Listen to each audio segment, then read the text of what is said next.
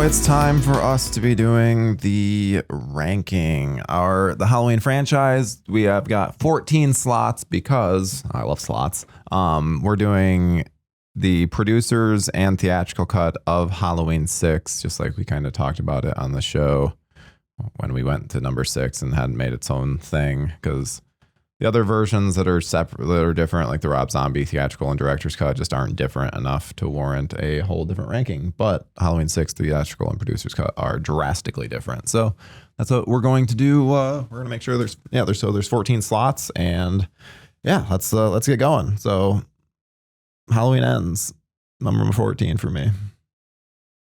Hate that movie so fucking much, and how we do our ranking. So if this is your first time showing up for a ranking, it's the third person that mentions it. That's when we'll talk about it. So there's going to be some movies that are ranked very low on some of our lists, and then we're not talking about it until much later on because someone else is going to rank it very highly. Yeah, and I am the third person. Is this the only time that you've had a third person on ranking episodes? Yeah, first Usually time. It's just when one of you, the two of you mention it. Yeah, so I'm excited. Makes it a little more complicated. I can't wait to be judged. So, what makes it interesting. The good thing is that this is my fourth or fifth ranking with Tyler, and I still actually don't understand the rules.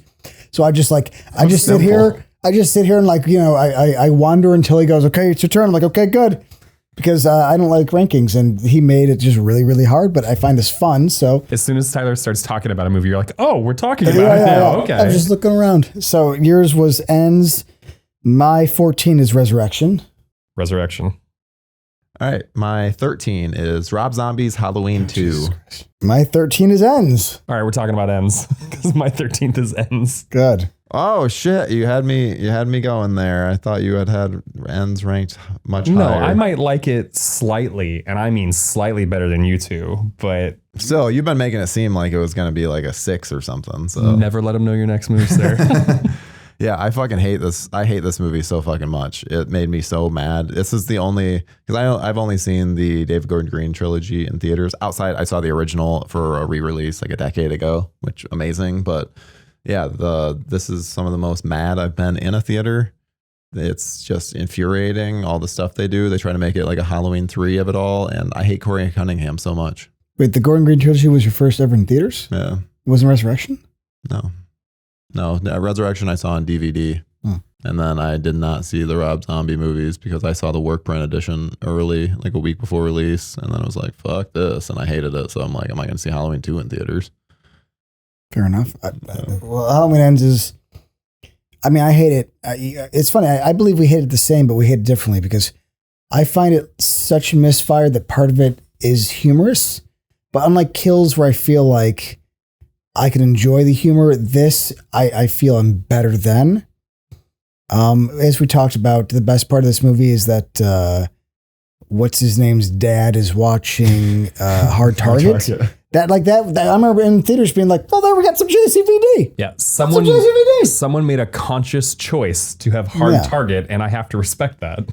I mean, there's a lot in this movie that when me and Tyler did a video on this when we were on the Air in the Head Show podcast network thing on YouTube. I was on that video, wasn't I? And no, we did one on our own, like when we first saw it. Oh, and it's one of the best times of my life because. Me, just had so much fun. We laughed at it. We laughed at it, and we poked fun, and we tore it apart. And so there is that part where it's like I hate it with all my life, but there's so many dumb decisions that I just find funny. Whether it be the little kid falling 5 floors to the ground via the dummy in Married with Children, or Michael Myers locking eyes, and all I hear is "Crazy Love" by Van Morrison, or the fact that.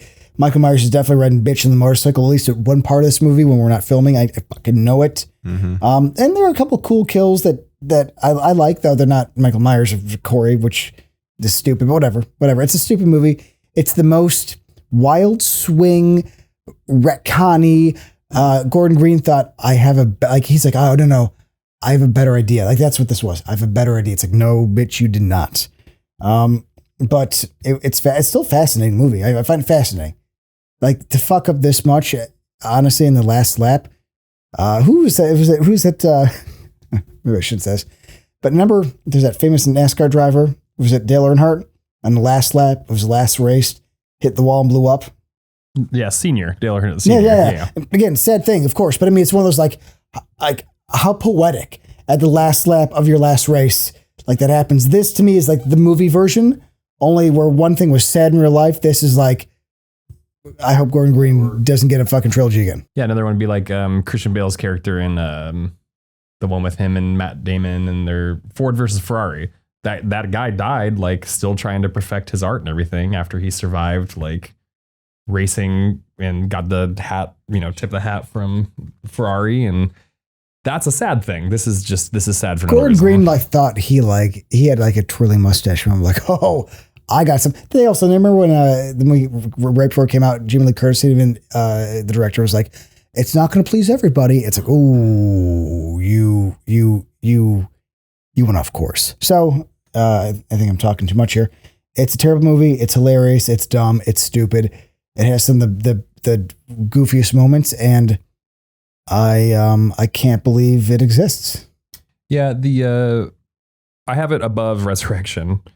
I would watch this more frequently than that just because of the completionist in me, because Kills ends on a cliffhanger. So I'd maybe, get drunk and run all 3 of these movies one night. And again, not to beat that dead horse, but I'm going to show these to my jerk kids eventually. And so we're going to watch everything. And as bad as this movie is, I enjoy parts of it better than Resurrection. And I enjoy the fact that like Resurrection is the absolute delta, not pinnacle, delta of the original formula. Yeah. Whereas at least, and as terrible as these decisions are, at least they tried something new. So for me, that's why it's slightly above Resurrection. And me, it's because it has Hard Target at one point in the scene where he's like doing like the surfing of the motorcycle. So they picked a great scene. Lance has a chart. Does this movie contain Hard Target? And yes or no, and that gives it. I mean, like, points. Listen, I think the issue with a lot of the Halloween movies is the lack of Van Damme. But I'm not going to judge a movie in the 78 with lack of Van Damme. But like Halloween 5, could have used that could have some early Van Damme. And that director. Weren't they countrymen? Or no, that guy's French, right? The director of 5. Yeah. And then he's the muscles from Brussels. Dominique Girard. All right, so then what are we on, 12? Yep, number 12 for me is Halloween Resurrection. So let's talk about it. This is, unlike Andrew, this is one that I'll definitely rewatch more than Ends. That's probably why it's a little higher. And it's dumb. It's really stupid, but it's very indicative of like early 2000s horror, which I can get by with. Like that's a fun element. There's dumb shit in this. It's a really bad movie. I don't like the lead. I don't like the mask. I don't like the Busta Rhymes element. But apparently that score is great. that theme. Then how they completely throw away the Laurie Strode character. Got sibling kissing and Busta Rhymes kung fu, and it's just fucking brutal. It's so bad. Makes me mad. That is why all of those things are why it's my least favorite. I think the only other thing I would add, apart from its glorious score, as we've discovered, is I love me some Katie Sackhoff, right? Like, yeah, same. It's always great to see her. I think there's a couple of times where you get that glimmer of like the stalking type of Michael Myers. Like the fact that they're in a house and it becomes like a horror maze. He's not walking around a hospital. He's not getting shot into a mine shaft and then resurrected by a crazy homeless guy. Spoiler alert for some future entries. It does have some of that. Like the fact that we're going to shoot this episode in the most famous haunted house of all time. And there's that reverence of the Myers house being a spooky haunted house in the first one. So there are little things that like, it's not a 0 out of 10 for me, but it is my least favorite Halloween movie. But let's talk about this, like the things that have gone on since from H2O to Resurrection. Like Michael got a new mask because that mask was gone because it got chopped off on someone's head. He like hung out around California, figured out where Laurie was. And got his mask with makeup on it too. Yeah, he like got his mask, fucking learned some contouring in the meantime, fucking decided his brows needed some work. And then after he kills his sister, he steals a car and goes all the way back to Haddonfield in Illinois. What's Michael's gas routine? Is he just stealing gas from all these different like gas stations? Like what?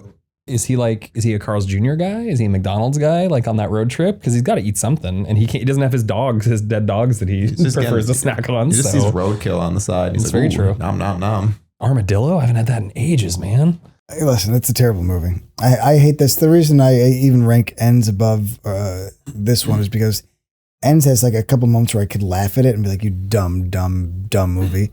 This I find boring, and I think, but Tyler, I think you made a good point. You find a certain charm with early 2000s, where to me that's my least favorite era of movies ever. So this is that to me. This is the worst era of horror. It's everything about this. It's like just so fucking bad and boring and no kills. I don't know.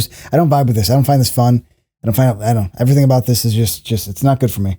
So I get why you rate it a little bit higher. I do. I actually do. But as we've always argued, and not even argued, but just that as we've stipulated, like the charm you find is the thing that bothers me. So I can never rate this. I'll never watch it again. I'm not a completist at all. I mean, if this came in a box set, I'd probably use it as a coaster. Oh, it does come in a box set. Tyler, should we send him both of our copies of Halloween Resurrection? I could use a couple coasters from LA. I mean, that has merits. Anyway, I agree with you, though. One thing you brought up that I love is that Halloween Ends is at least fun to make fun of. This isn't even fun to make fun of. It's just not. Yeah, it's not so bad. It's good. It's just not. It's not good. A little boring. A little I boring. think there's stuff to make fun of in it. It's because you like that early 2000s. You find fun. Shout out. Watch my Awfully Good on Halloween Resurrection. Re-aired a couple days ago. Great video. So what is your number 12, sir? My number 11. Yeah, because I did Rob Zombie, Halloween Resurrection, and Halloween Ends. Okay, so yeah. number 11. This is where we start getting real interesting. Real interesting. My number 11 is Halloween 2018. Mm-hmm. Holy shit. We won't be talking about that for a while. Spoiler alert. Wow. Yeah, I told you we're gonna get real interesting Hold on, with this list. What's your number 11? See, so I don't know. I somehow screwed this up because I'm counting 1, 2, 3, 4, 5, 6, 7, 8, 9, 10, 11, 12, 13, 14, right? Yeah. So I went Resurrection Ends, and then Halloween 5 is my 12. And then I guess Halloween 6 theatrical cut, Lance, is my number 11. My number 11 is 2018. Oh shit! Look at that. I know. We sunk. How?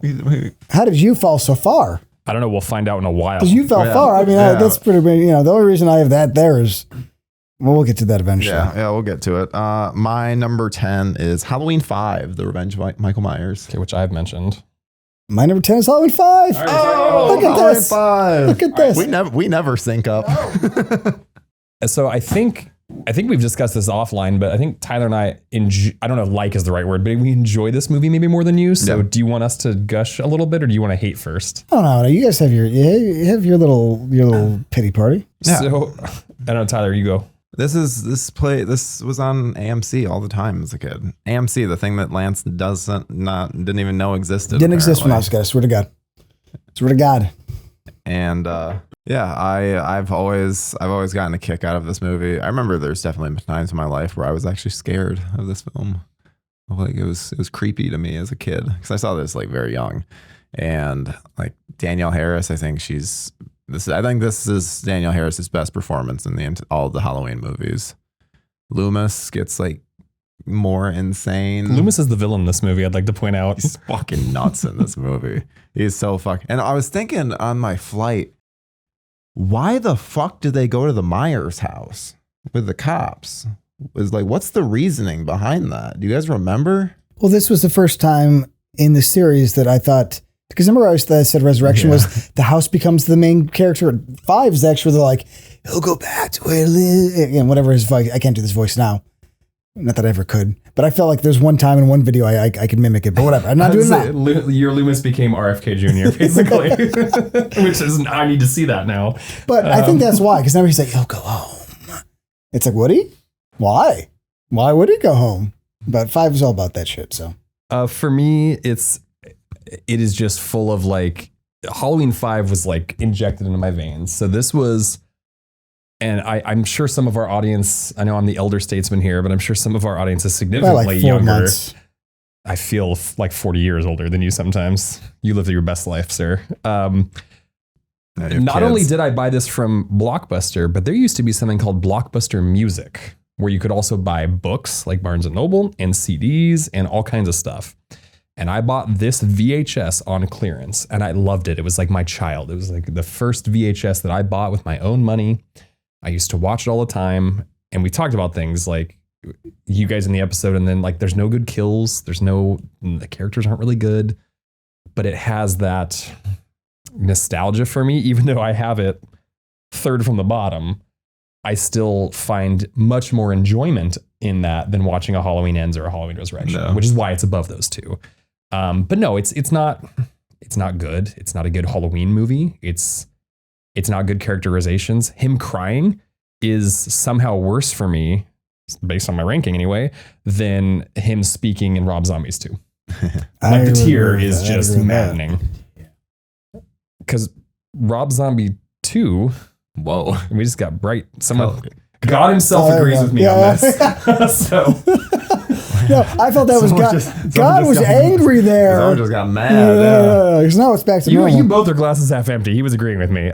But the reason I can do that is because Rob Zombie's 2 is just a fever dream of a movie, where this is trying to be a Halloween movie. So him crying betrays everything, whereas Rob Zombie's Halloween 2 is so pulled out of its own universe that while it still pisses me off, it's not as egregious as Halloween 5. Okay, well, here's the deal. Halloween 5 is the shitty mask.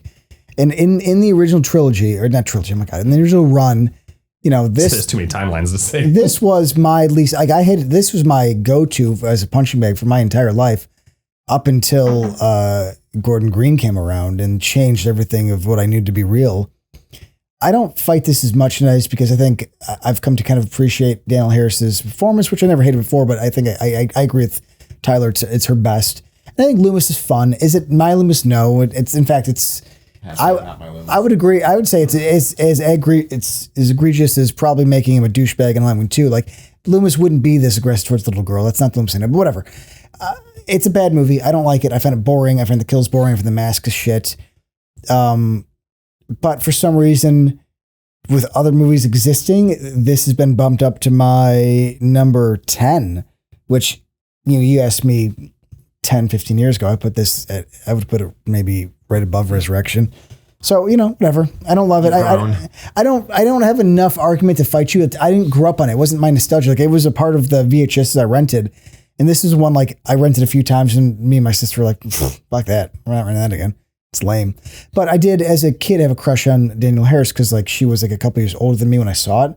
So like, not only do you relate to seeing kids in movies when you're kids, but also, I mean, you had a fucking crush on her. So like there is that part of this that I won't deny.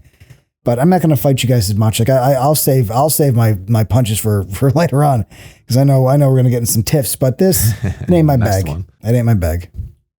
All right. Where I think this is what we're number 9.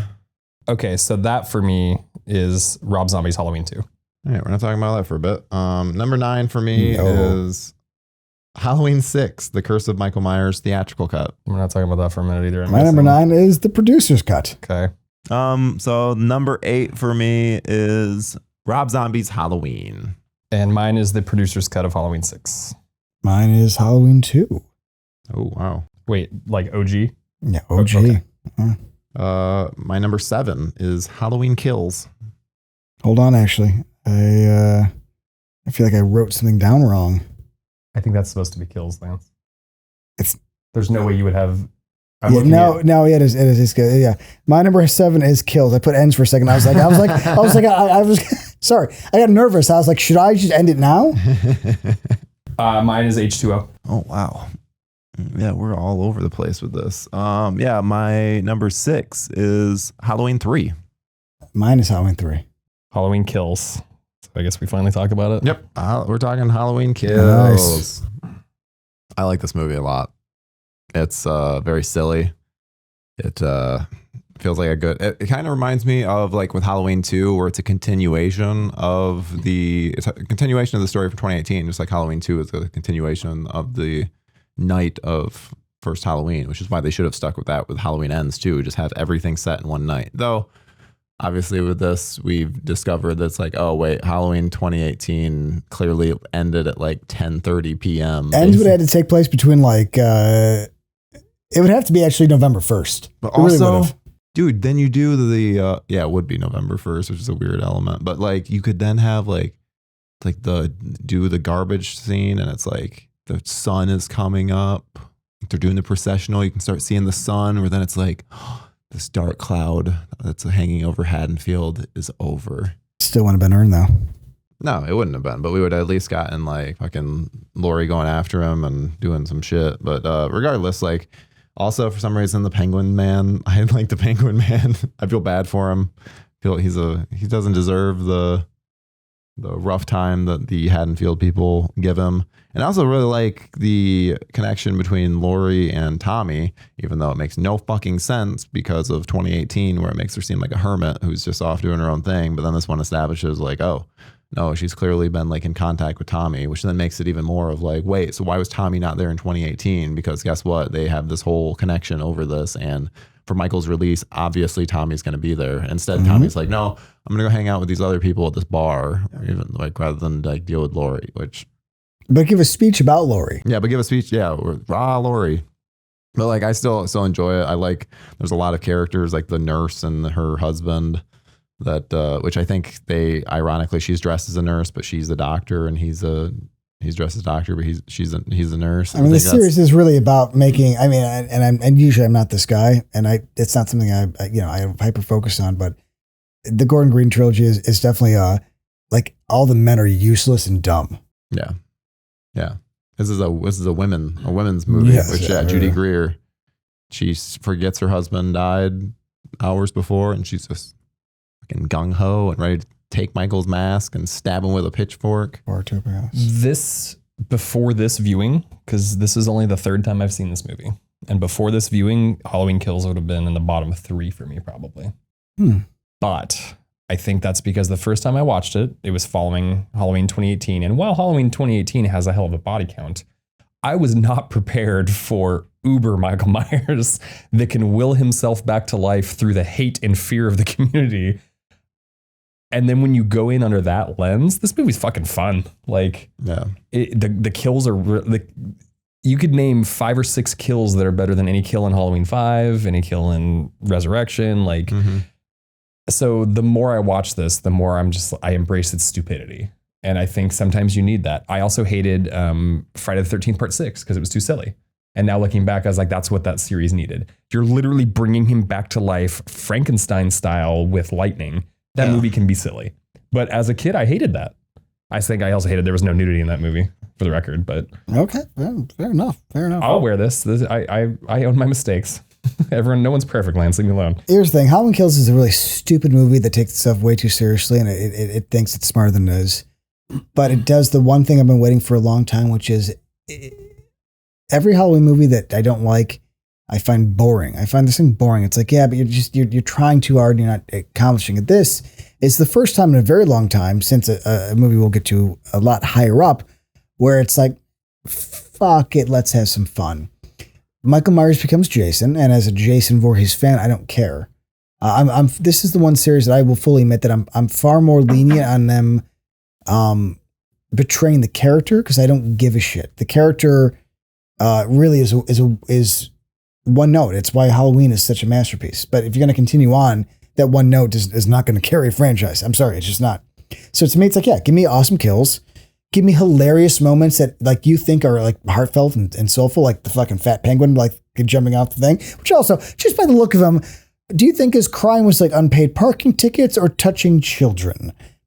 I don't feel bad for that guy. He did something wrong. I could tell. Like he has that vibe. It's like, what's on your phone? Let me see your hard drive, sir. It's a dumb movie. It's very dumb. I love this and more of a, God bless them for making it and thinking they were like making a drama, Evil Dies Tonight, and then having it 30 times and being like, you don't see this being funny? You're not in on the joke with me? That's what this movie is.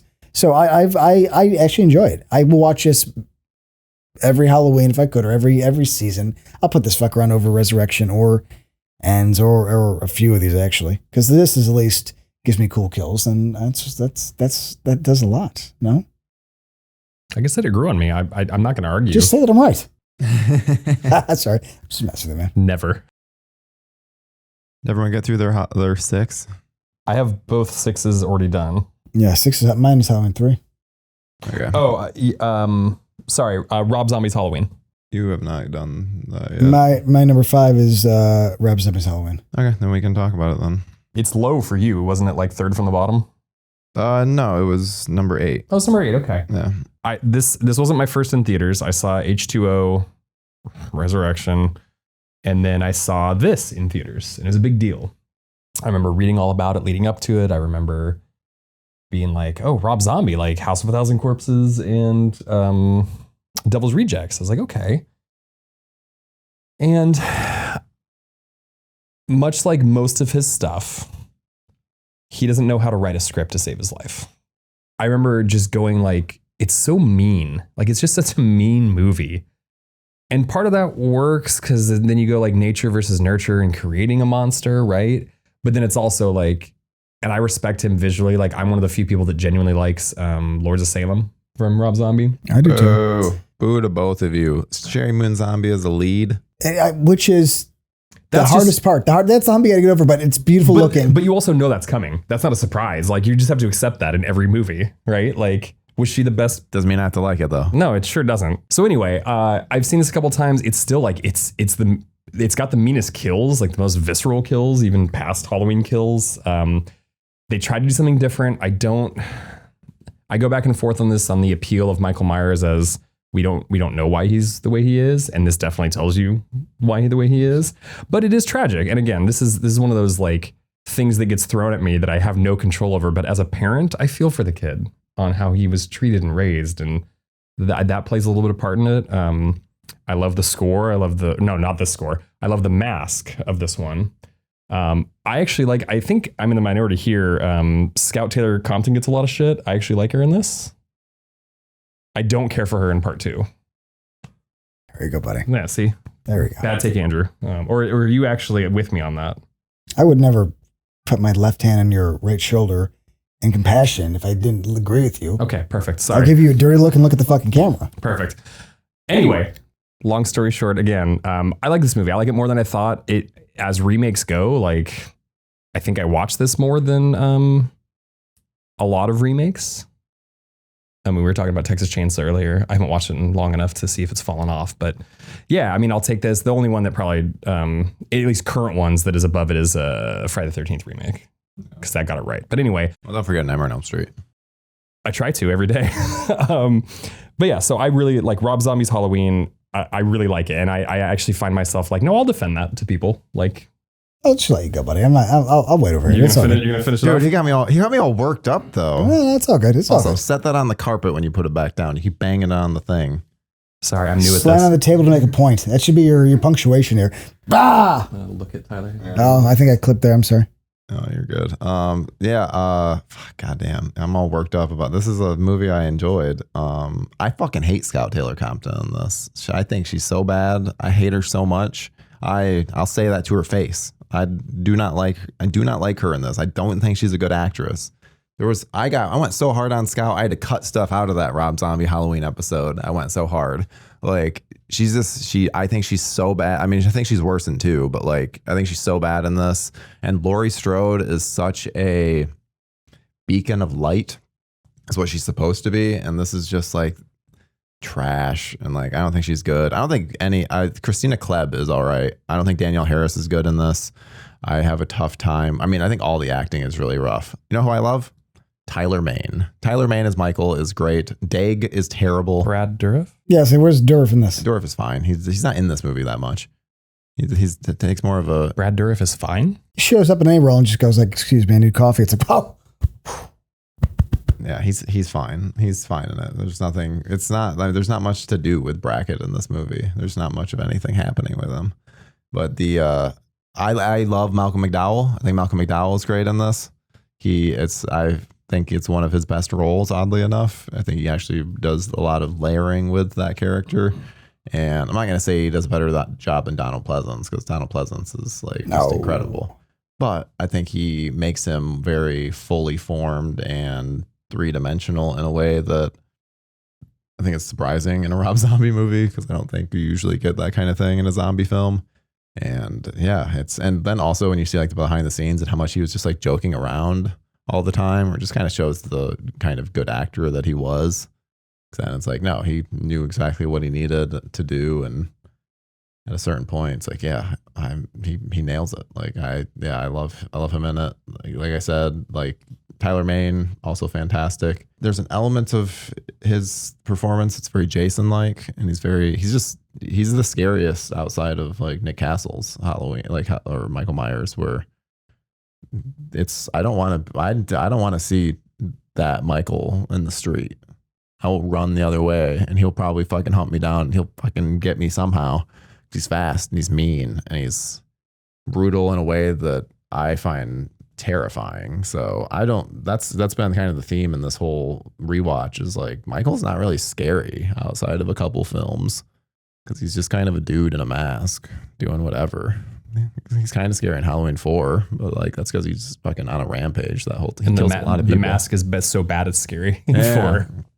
Yeah, the mask is so dumb, but he has a stalking quality. And like this one, Rob Zombie's Halloween, he doesn't have a stalking quality in any way. He's just fucking Jason Voorhees going after, ready to kill things. I think that my favorite moment is when he kills Laurie's parents. Comes out of fucking nowhere. The dad's about to have like a cigarette and fucking just like grabs him by the neck and kills him. And then like poor Dee Wallace, you feel so bad for her. And yeah, I used to hate this movie a lot, and I still really dislike the first half of the movie. I don't think Daeg is a good actor, and I think he really brings down the film. And obviously, we get Sherry Moon Zombie there, and I love William Forsythe, but there's nothing more disconnected from reality than that performance and him being a strange cripple in this redneck family that is yelling at a baby, wah wah. Like it's the craziest thing. But yeah, I like this more than I have in the past. So I've always enjoyed it. I was thinking actually when the House of a Thousand Corpses and Devil Rejects came around, that to me was like the course correction we needed from this. Honestly, what Scream's a masterpiece. I love it. But Scream actually ended up hurting things a lot for me because everybody made these fucking soft PG, just really, we just really nerfed the horror genre in the late 80s, early 2000s. And I think Rob Zombie, for all his flaws, came around and was like, I want to make it dirty and offensive and gross. And to me personally, and a lot of people don't agree with me, I was welcoming to that. And when I heard he was doing Halloween, I was excited because I was like, good, I've had enough of the same fucking boring thing. I wanted something different. And I love it. Now, I'm fully aware and will even admit like this isn't Michael Myers. It's not. Michael Myers is an entity. He stalks. He has no personality. Any background ruins it. He's the boogeyman. And I have that number one. Anything after that, that doesn't work for me. That's why this series will never be as important to me because the boogeyman gets boring real quick if you just have the same thing. So I have always enjoyed Halloween. There's some issues I have, but I don't care. I love Scott Taylor Thompson. He's the only blonde I've ever loved. Daniel Harris. She's hardly a blonde. She's like a fucking but for strawberry me, blonde. That's more blonde than I'm into. I'm a Daniel Harris kind of guy. So, yeah, I enjoyed it. I enjoyed the Jasonness of this. I enjoyed it. I'm like, good. Just fucking get in there. Get in there and get your hands dirty, buddy. I like all of it, man. I'm all about this movie, though I would never fight a Halloween fan because it is not Halloween. It is Rob Zombie taking the Michael Myers mask, putting on Jason Voorhees, and kind of doing a part of the first movie, kind of, and then just doing his own fucking thing. But this is one of the few movies that I won't fight you on. Maybe I didn't in the episode, but no, we were surprisingly cordial during that. For I think this, you were shocked at how much I was. But I also get it because here's the thing, like as we talked about in Freddy vs. Jason, I thoroughly enjoy it. I love that. That was like later 2000s where I was like, okay, we're back, baby, we're back. But even during that time of having the best time and cheering and having a keg in the theater, because I worked in the movie theater, I remember being like, that's not Jason, though. That's Michael Myers. And so I always said when this movie came out, I go, you took mine away. I'm taking yours. And that's what this is. Good. I can't wait. I want people, it's not Michael Myers. Good. Now you know how I felt. Watch fucking Jason Voorhees walking around like a Frankenstein and stalking. Nah. So, cry harder. I don't know what I'm trying to say. This is fun. I like it. Oh, I said my piece. Okay.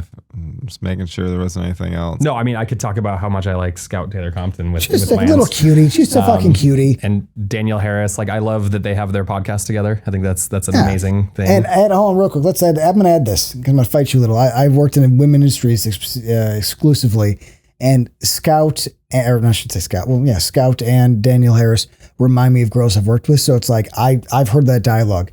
Like, I like that she wasn't like a prissy like girl of hope, but like she was like kind of horny, and like I was like, good. That's what I want, you know? Not my Laurie Strode. Hashtag, yeah. Lance, did you have a number 5? Did you say yours? No, my hard time keeping track. we're at number 4 now. I still haven't. I have my number 5. So what's your number 5 then?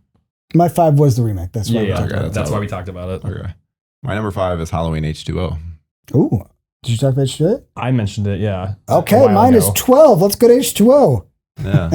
All right. All right. I'm a little kinder to H2O than you are, and obviously Tyler likes it more. I had it No, 1, I 2, like it a 3, lot. 4, 5, 6, 7. I had it 8, which is Right in the middle between Lance and myself. should we save the vitriol for when Lance goes? You and I can kind of talk about the nice You things can about get it. Yeah. Speak your truth. Hey, don't wait for me. Halloween- I won't wait for you. Halloween H2O has a lot of problems. And I still enjoy it. It was the first Halloween I saw in theaters. I remember like recognizing, oh, Joseph Gordon-Levitt from Third Rock from the Sun, and Josh Hartnett and his awful hair.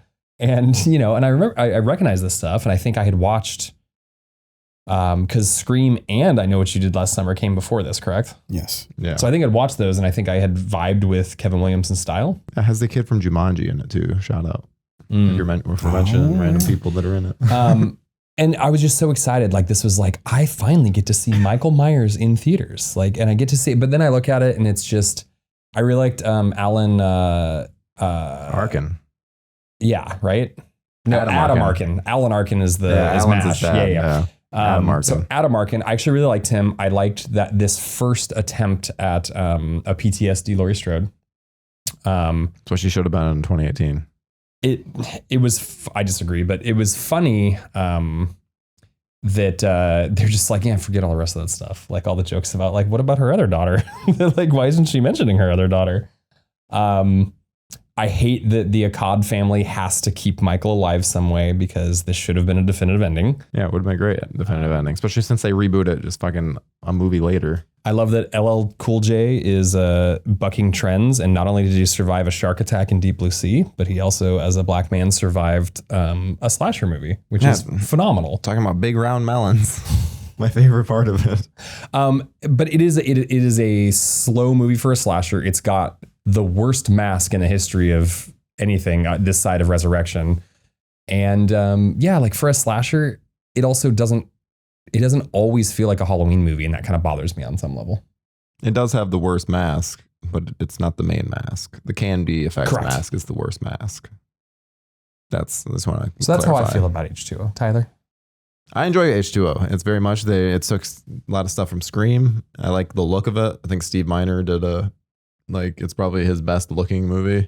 I think that there's elements that are like, I wish that, because it's only like an 83-minute movie or something like that. It's way too short. Like they should have taken further advantage of the school and done some more stalking around there, because it kind of, as soon as Michael is revealed at the school, it just ramps up and gets right into the ending, the big climax, which like I think there needed to be it should have been a little more drawn out and worked a little better with that. But yeah, I still like how it's done. I enjoy Josh Hartnett. I enjoy like Michelle Williams' character. I think that they're kind of not fully utilized in the way that they should be. But I think Laurie, this is how Laurie should have been in 2018, where she's a little looser. These could have swapped, because it's like there are a lot more people died before the events of H2O than the number of people that died before the events of 2018, and a lot more time has passed. Like it's like a whole 20 years later for 2018. So it's like, why are you so fucked up? This is like how they are acting should have essentially been swapped, especially because it's like she faked her own death. She faked her own death. She didn't fake her own death in 2018. She's been hanging out, having her daughter fucking punching bags and shit. But yeah, it's still really enjoyable for me. I love the scene where Laurie and Michael see each other through the window. That's great. I love that. It's such a cool moment. I think it's over quickly, but as in terms of just a cool visual, that's great. Seeing him face to face, but he can't get to her. That's great. I love that. And yeah, the ending where she chops off his head. It's one of the best endings of the whole franchise. It does that needle drop with the score. Yeah, it gets my blood pumping whenever I hear it. It's like what Lance when he hears the Halloween 6 score. Yeah, it's I think it's much better than what Lance is gonna say right now. Listen, I don't like it. This is my first ever in theaters. Halloween 6 was my new one, but I was a little too young to get there. Halloween H2O, I remember being there opening night. I liked the ending, and I was a little confused as a kid when I saw this because I was like, it wasn't as good as I'd hoped for. And as I rewatch it, I find it boring. I find the setting boring. I find the kills. There's one kill or two. There's some fucking kills in this movie. Nobody kills anybody. And every time they do it, it's weak. The mask's terrible. The other mask's terrible. The third mask's terrible. Really, this is exactly why I like Rob Zombie. It's Halloween. This is a movie where I'm like, okay, we can't just keep doing the same thing over with less results. I understand why people do like it. I do think it's nostalgia. But at the same time, I think this tried to be arty in a way that didn't vibe with me. This just is not my movie. I did like the decapitation scene at the end when I was a kid. I remember coming home and telling my Dad's like, how was the movie? And I go, they chopped off Michael Myers' head. I remember saying that and being like, not even thinking like, whoops, I ruined it for my dad. But as I gotten older, it's like, yeah, but there's no blood. And that's the problem with the fucking era of this movie. It's like clean, just a little prop. So, I'm not going to be mean. It's not my thing. And I both think you're wrong. So you'll be mean to us, just not the movie. I'm not being mean to you. I'm giving you shit. Listen, you're wrong and you don't understand. That's all. That's all I'm saying. You don't understand. No, I mean, whatever. It's a vibe movie and it doesn't vibe with me because it's going after the exact era that I don't like. I really enjoy Scream, but everything after Scream I've come to actually hate.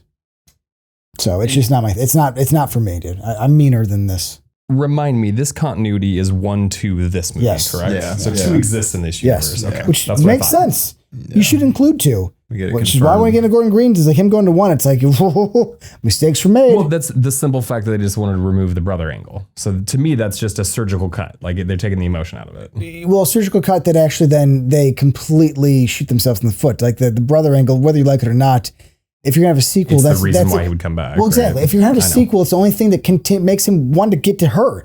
If not, why isn't Michael Myers in Indiana? Go to Gary. They have problems. Kill some fucking people in Gary, Indiana. Because he wants to stare out his sister's window at that radio tower. That's his whole motivation. So really, Michael Myers is like a big fan of Dick Biondi. So really, it's like the oldies 104.3 connection. Because who else was he listening to? The Drive, the Loop? It's like what is that radio station doing? That is a very regional reference. Very regional. In his head, he's got Love Hurts playing. We're a Dick Biondi family over here. Just make sure, right? We're a Dick Biondi podcast. He doesn't even know who that is, but like he's on it. Yep, Dick Biondi, all about it. I grew up on a completely different coast. I don't have any idea what you're talking about. Well, you put French fries in your burritos, my friend. We're from different worlds. It's fine. You're missing out. You're not a single. They call it a California burrito for a reason. Did you even know what Mastrolli is? Heard the name.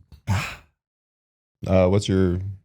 My 5th, because I'm the last one for top 5, right? Yeah, sure. OG Halloween 2. Are we talking about that yet? Nope, not yet. Okay. All right, number 4 for me. OG Halloween 2. Let's So talk now about we're it. talking Yeah. about Halloween it. Ass. 2. Yeah, I like this movie a lot. It's a slasher. It's Let me get my water. It's taking the Halloween element because this original Halloween inspired slashers. And now this is 1981. This is the height of slashers. So this is the height of what the OG inspired. And we get to see kind of both the that throwback to the first Halloween because Rick Rosenthal's trying to kind of ape Carpenter's style and try and make it a connection since it is a continuation of the same night. But then he's also just trying to do some slasher tropes and slasher things that I just enjoy. I'm a slasher guy. This is the most slasher of the entire franchise, and I like that. I love a early 80s slasher. Always will. Always get a kick out of it, and this is Lance's big thing against it. It's paced slow. I think it's a very slow pacing, but that can be an issue with certain films. Other films, it's like, no, I just want to sit in this world, and from the moment that it comes up and it's Mr. Sandman, I'm not going to fight you. I'm going to say that right now. I don't want this to be a 1, 2, 3 real quick. You are 100% right. The reason I don't like it is the reason you like it because this is it's absolutely the apex of early 80s slashers. I mean, like if I was in the early 80s slashers, I mean, like I'd respect the fuck out of this because this is like essentially Halloween started it on accident. Though I guess there's people say Black Christmas, but are we going to give the Canadians anything? I love Black Christmas, but yeah. Are we giving the Canadians credit or not? I just want to know. And I don't give it credit. Good. We're going to go for the Californians. Here you go, buddy. Now you're a pro but California. But I want to jump in and say that the reason I don't like it isn't because I think you're wrong. It's because I don't vibe with that. But it is absolutely, it was essentially, it started the trend and then this came in and made a sequel in that trend, which is kind of fascinating. It's like it started something and then had to jump in line to be a part of something where it's like it should have been the front, but this is actually just mixed in with that, if that's a proper way to explain it. I don't know if I'm being too loose here. Oh, I get that. I guess I'll thread the needle between you two. This is in my top 5, but it used to be actually a lot higher. I was shown this movie before I even saw the OG Halloween. Ooh. My brother Daniel just had this Weird ordering. My brother Daniel had this ideology. Like I saw Army of Darkness before I saw Evil Dead 1 or 2. Me too. Which does make more sense to be fair. Yeah, I saw it in theaters. But I think and it's funny because it is paced slower, but I think with the higher body count, he thought I would be more entertained as a 9-year-old or whenever he showed me this way too young. And because of, and I'm a sucker for like, I'm blinded by my relationship with my now past brother. Cause like a lot of things that I am is because of him. So this had a very nostalgic thing, but I've watched it a couple times in the last maybe 5 years and it's just not as damn fun anymore. I've always thought it was boring, but I even watching with Tyler when we watched together. Well, I guess we were holding hands, but even I was saying to him in our episode, like as much as I find this boring and I have a lot of issues, it's just, I'm not vibing at all. I do respect the fuck out of the fact that they did their best to make it feel like it's still in Carpenter's world, like how it's shot. Obviously, Dean Cundy does cinematography, like Alan Howarth does a score. Like there is things in this that they are trying their best to mimic Carpenter, and like I can appreciate that because I do think Gordon Green thinks he's doing that and just fucking trips over his own feet. Whereas like this, it does, it absolutely does, and I'll give it that. I'm being positive. I also, and they don't do this as much anymore because there's no like literal need for it, but I enjoy parts of like the TV cut of this. Same with like the TV cut of the first movie. Well, this is one that adds in like Michael Myers, like as a kid, like looking over and like it's got weird stuff in it, and I dig it. But then I also don't like some of the kills are interesting, almost like Halloween Horror Nights setups. Like when he walks on the nurse who's been drained of all her blood, like she just sat there and took it. It's fine. Yeah. This has great boobs though. It does. Like Hall of Fame boobs. Yeah, maybe best boobs in the franchise. And like that kill's great. But even the subtlety of Bud getting killed in the background is pretty cool. Yeah, I'll do that. And then like the doctor, you don't see it, but the doctor with the needle in his eye. So it's feast or famine. The hammer that looks like a rubber hammer when it hits the security guard in the back of the head is interesting. Security guard, we spent like 45 minutes with search. I was like, dude, get this back. Yeah, it took a long time. And then the other security, so apparently security is just dumb in this movie because then the other cop, Loomis, is like, you know, he's going to kill you if you go check him. He's screaming at them, and then he goes and checks him and he dies. That part is stupid. I as a kid, I loved it, but her shooting him in exactly the eyes, like. Yeah. Except for if you think about it, it's below. Yeah, it's like above. It's not. Yeah. Anyway, it's cool looking, but it's not practical. But I love that Carpenter was like, you guys made me write too, and I took a 6-pack of beer, so I'm fucking finishing this series. Like, we're gonna blow Loomis up, we're gonna blow Michael up. I'm gonna let you see him come out burnt to a crisp, falling down like a marshmallow that's been held over the fire for too long. And Fire out of his eyes, though. That was the big, like, okay, he's not coming back. Fire And out when of we the see him in eyes. 5, he's like a beautiful angelic face again, no burns. So Great head of hair, too. So it's funny, like I'm kind of complaining about 2, but I think it's because I've been a disappointed dad for it the last few times I've watched it. It just wasn't as good as I remember. So that's why it's still my top 5, but it's not. It used to be like my number 2 It's my number 8, so you know where I stand. and 4 for you, right? Yep, I love too. My number 4 is Halloween 4. My number 4 is Halloween 4. Well then, my number 3 is Halloween 4. Okay, I was gonna say Okay. we're talking about it. Yeah, this is a great movie. We've kind of discovered it's hilarious that the director thought that this was like non-supernatural Michael Myers, 'cause it's like It made him completely supernatural in every way. Yeah. he's like ripping off the like heads and arms and shit at the police station, and he's using a shotgun as a impalement weapon. Never seen that in my life. Fucking, that's insane. But yeah, there's great characters in this.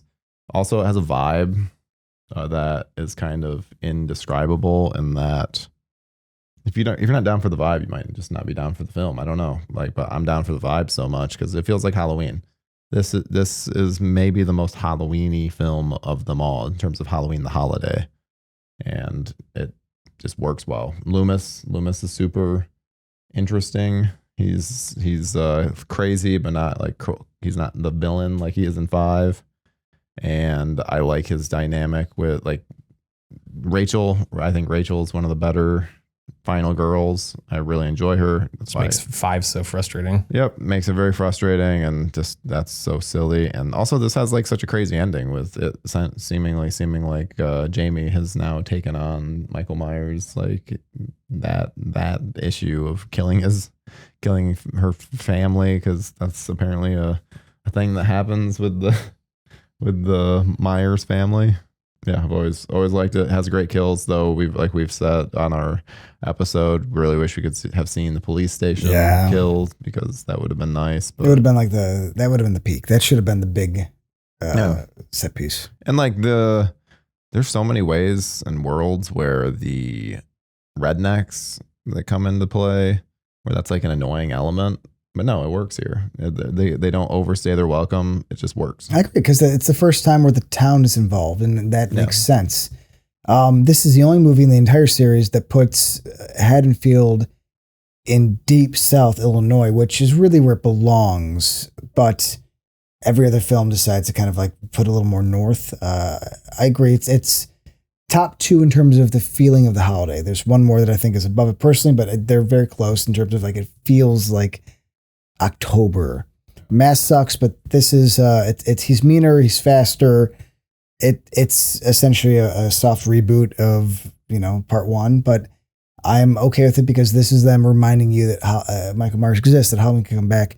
I love 3. I enjoy 3 quite a bit, and I've come to love it over the years. But I understand why this exists, because they need to tell people like we're back, baby, and this is the best way to do it. I love that Loomis is kind of wild.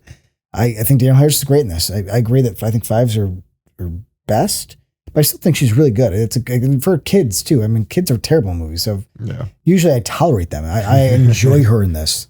Does it make sense after 2? No, it doesn't. Yeah. But there's something I like about the 80s. Like they were kind of just like, we'll put a little it's a scar on his face. It's the same shit. It's like, I think he would be fucking melted actually. But fine, whatever. I'm having a good time. Yeah, man. This is one of those that I'm glad is popular, because I could see this being like a black sheep, only because if you like the original, there is something about this that's a little hammy, but that's what works. It's like, yeah, but what if Mike Myers was stronger and meaner and did the same thing again? It's like, awesome. Yeah, it's the inverse of Halloween 2 for me. I used to not enjoy this movie as much, and it's. Who are you? Well, and I mean, I'm sure you guys have noticed I haven't mentioned Halloween 3 yet, and it's because I love Halloween 3 so much. That's fair. That I was like, okay, we're back to Michael Myers. That's fine. Oh, you were the guy that was like, let's adventure off. Yeah, give me my anthology. At what age? Hold on. What age did you watch Halloween 3 at though? Halloween 3 was probably like, and this is funny because Daniel hated this movie. So the fact that I love it so much is hilarious because I usually followed what my brother loved and tried to show us. I probably saw Halloween 3 when I was like 8 because it is pretty harmless, especially like the TV cut because there's like side boob nudity. There's no real nudity in it. But There's at no 8, you were willing to walk away from Michael Myers. That's impressive. You know, I don't agree, but I think that's awesome. You're like, oh, so I'll walk away. I saw, yeah. And then again, though, I think I remember the timeline. I saw the first 3 first, but I saw them in a weird order. And I watched this, and this is when I did like me and my buddies in my friend Mark's garage. We were gonna run through all the Friday the 13th, all the Nightmare on Elm Streets, all the Halloweens. And this one just got lost in the shuffle for me, but it has become fun. This is the first one where the Myers house changes like the house in House of Leaves, right? Like all of a sudden it's a completely different house, like in terms of how it's built and how it looks. A haunted house. If they're going to do it, a haunted house, you do the Halloween 5 haunted house. Mm-hmm. The mansion. Yeah. But 4 has become like, it's such a solid thing that like if people are looking for a horror movie, especially like a slasher, I'd be like, you know what? Have you seen Halloween 4? And they'd be like the 4th movie in the Halloween series. And I'd be like, yeah, you know, like go watch Halloween 4. It's got fun kills. This is when Michael Myers, he still kind of walks like Michael, but he kills like Jason. Yeah. And the only problem I have with it, I love the ending of Loomis screaming no because he's restarting the cycle. He's, you know, I'm 5 days from retirement. Yeah. He bought a boat. He's ready to go, and then Jamie goes crazy. I hate him getting shot to hell like a Sam Peckinpah movie, and then falling in the thing, and then the dynamite. Like it's just really like, hey, we're done with Michael here.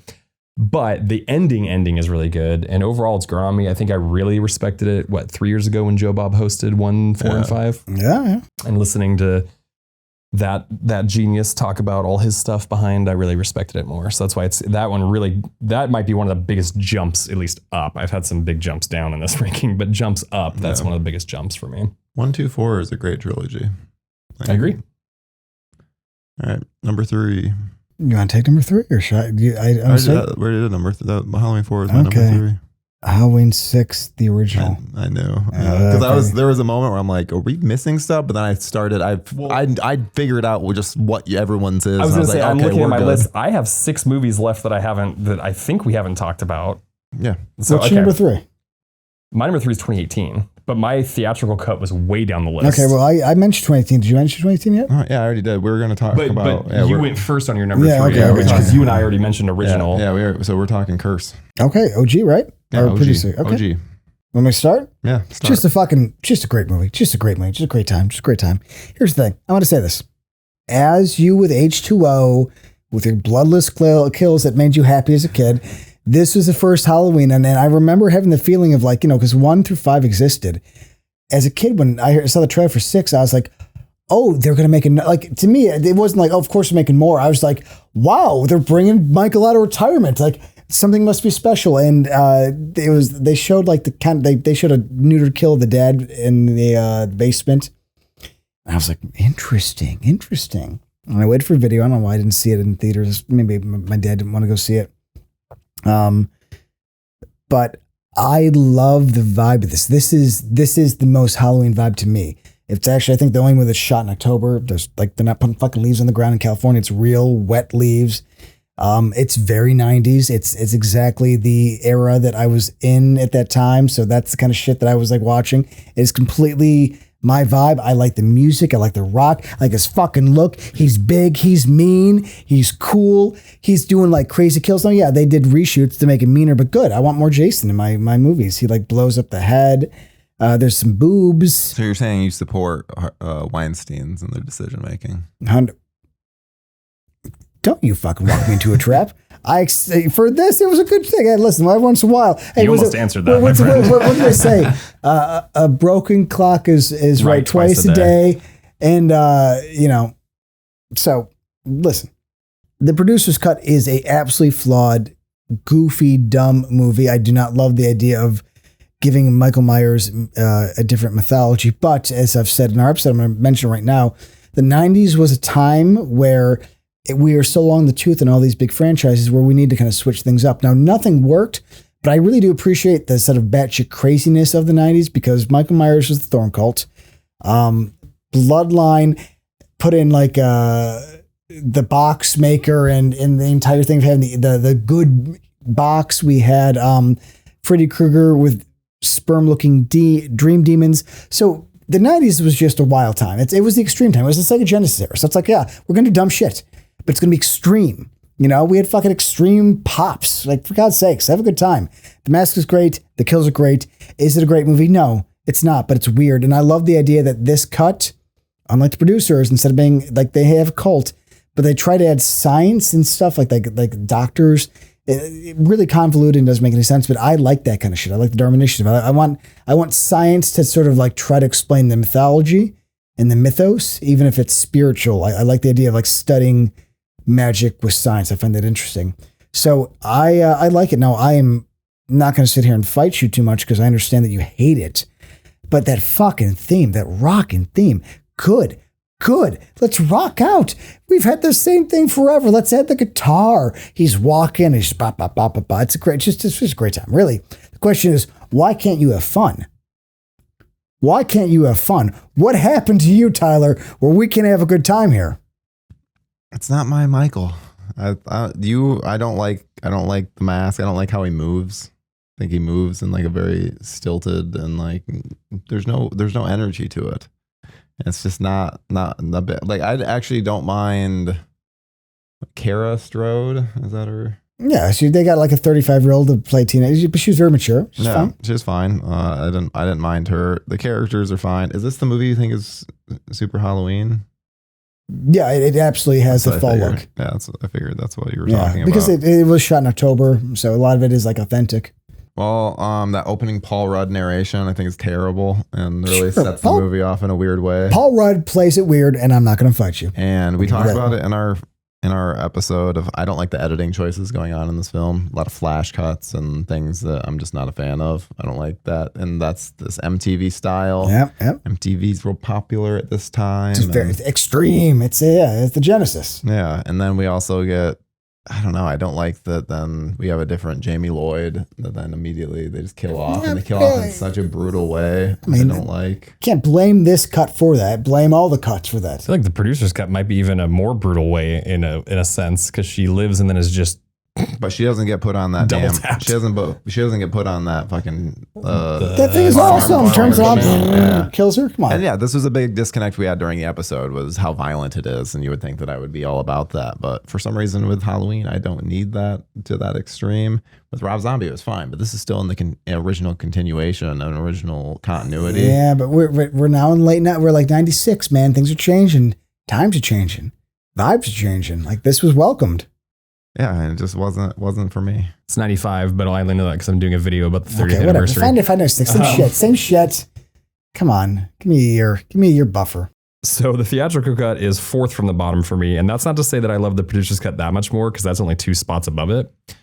But my grievances are different than his. I actually like your dumb theme, and I like how violent it is. I think I was so angry watching the producer's cut when the dad's head doesn't explode in the basement. Yeah, it's a weak.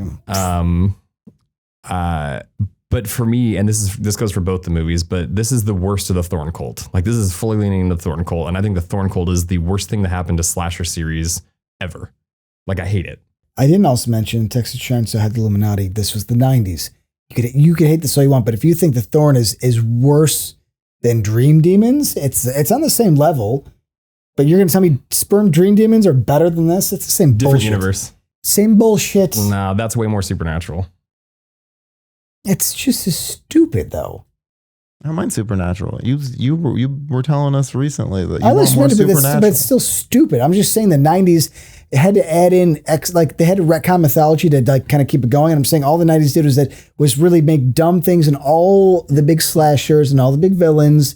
And so if you're hating than this, I want to tell me that you hate all of them equally then. Because there's no way that the Illuminati and the Texas Chainsaw. You know how I feel about Texas Chainsaw 4. I fucking hate that movie. It's not about hating. It's just about. You just said I have to hate him equally. Oh, you have to hate the mythology concept. Retconning equally. We're not talking about those movies. I'll talk about those movies too. The Thorn Cults is stupid, yes, but I guess my argument here is but I want you to acknowledge that was a part of the 90s. I guess it doesn't mean I have to like it. Not saying I have to like it. I just want you to say it out loud. It's part of the 90s. Sure. Whenever I start a video about slashers in the 90s, we have leprechauns in space. We have critters in space. We have Freddy, having kids. We have and Jason going to was in hell. space. You have all kinds of random things, and the Halloween random thing is the Thorncold. Yeah, that starts in the end of 5 with the Man in Black and all that stuff. While I miss the gore when I'm watching the producer's cut, I think the producer's cut is a better cut of the movie. It's done better. It's a more completed movie. The producer's cut is a movie. It's a stupider movie, but I will give you that. It's an actual movie where that's why I have it ranked higher. What I like is kind of like a music video. But like 6, I don't like. I like the producer's cut slightly better, but 6 is one of the ones I'm not going to watch very often, to be honest. Put in Resurrection more than 6? No, Resurrection's last, but like that also means I'm not going to watch 6 very often. What are you going to put on more than 6? Just real quick. More than 6? More. Then don't mention 4. I'm talking. Let's go some bad ones. More than 6 total. Because there's 2 cuts. Rob Zombie's Halloween 2, H2O, Kills, Rob Zombie's Halloween 2, 4, 2018, 3, and 1. I will watch all of those before I watch 6 again. Okay, I'm not. I might even watch 5 before I watch 6. To be honest. Okay, whatever. All right, I'm not going to fight you. You know what? This is the kind of fire you need to bring to your narrations, Andrew. Fair enough, Andrew. I mean, there's some in there. Beats me down. There's some in there that I was happy to hear. I was like, you know what? Part of me was like, I'd almost sacrifice 6 to hear, because you said 1 in there. I'm like, good. But I'm not gonna be that guy. I'm just gonna mark it off. So yeah, I remember running this on VHS, and I was underwhelmed then, and I'm underwhelmed now, especially for the theatrical. No, listen. We're all wrong. It's all good, buddy. I get it.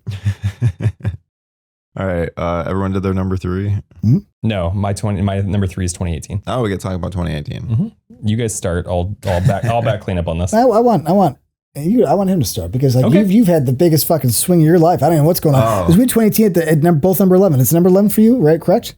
Yeah, we matched. Matched. Yeah, I think I wrote Tyler. Okay, I'm just gonna. Well, what's interesting is because Tyler used to really like this movie. I don't think you ever really liked it, did you? No. Okay, so no. I went into this. I was hyped up by the preview. I was hyped up by not so much. I was more interested that David Gordon Green and Danny McBride wrote it. Like, not hyped, but like, okay, interesting. Comedy and horror go together well, or they can anyway. And I remember watching this. I think I told you when we were doing the scores, I got goosebumps on it.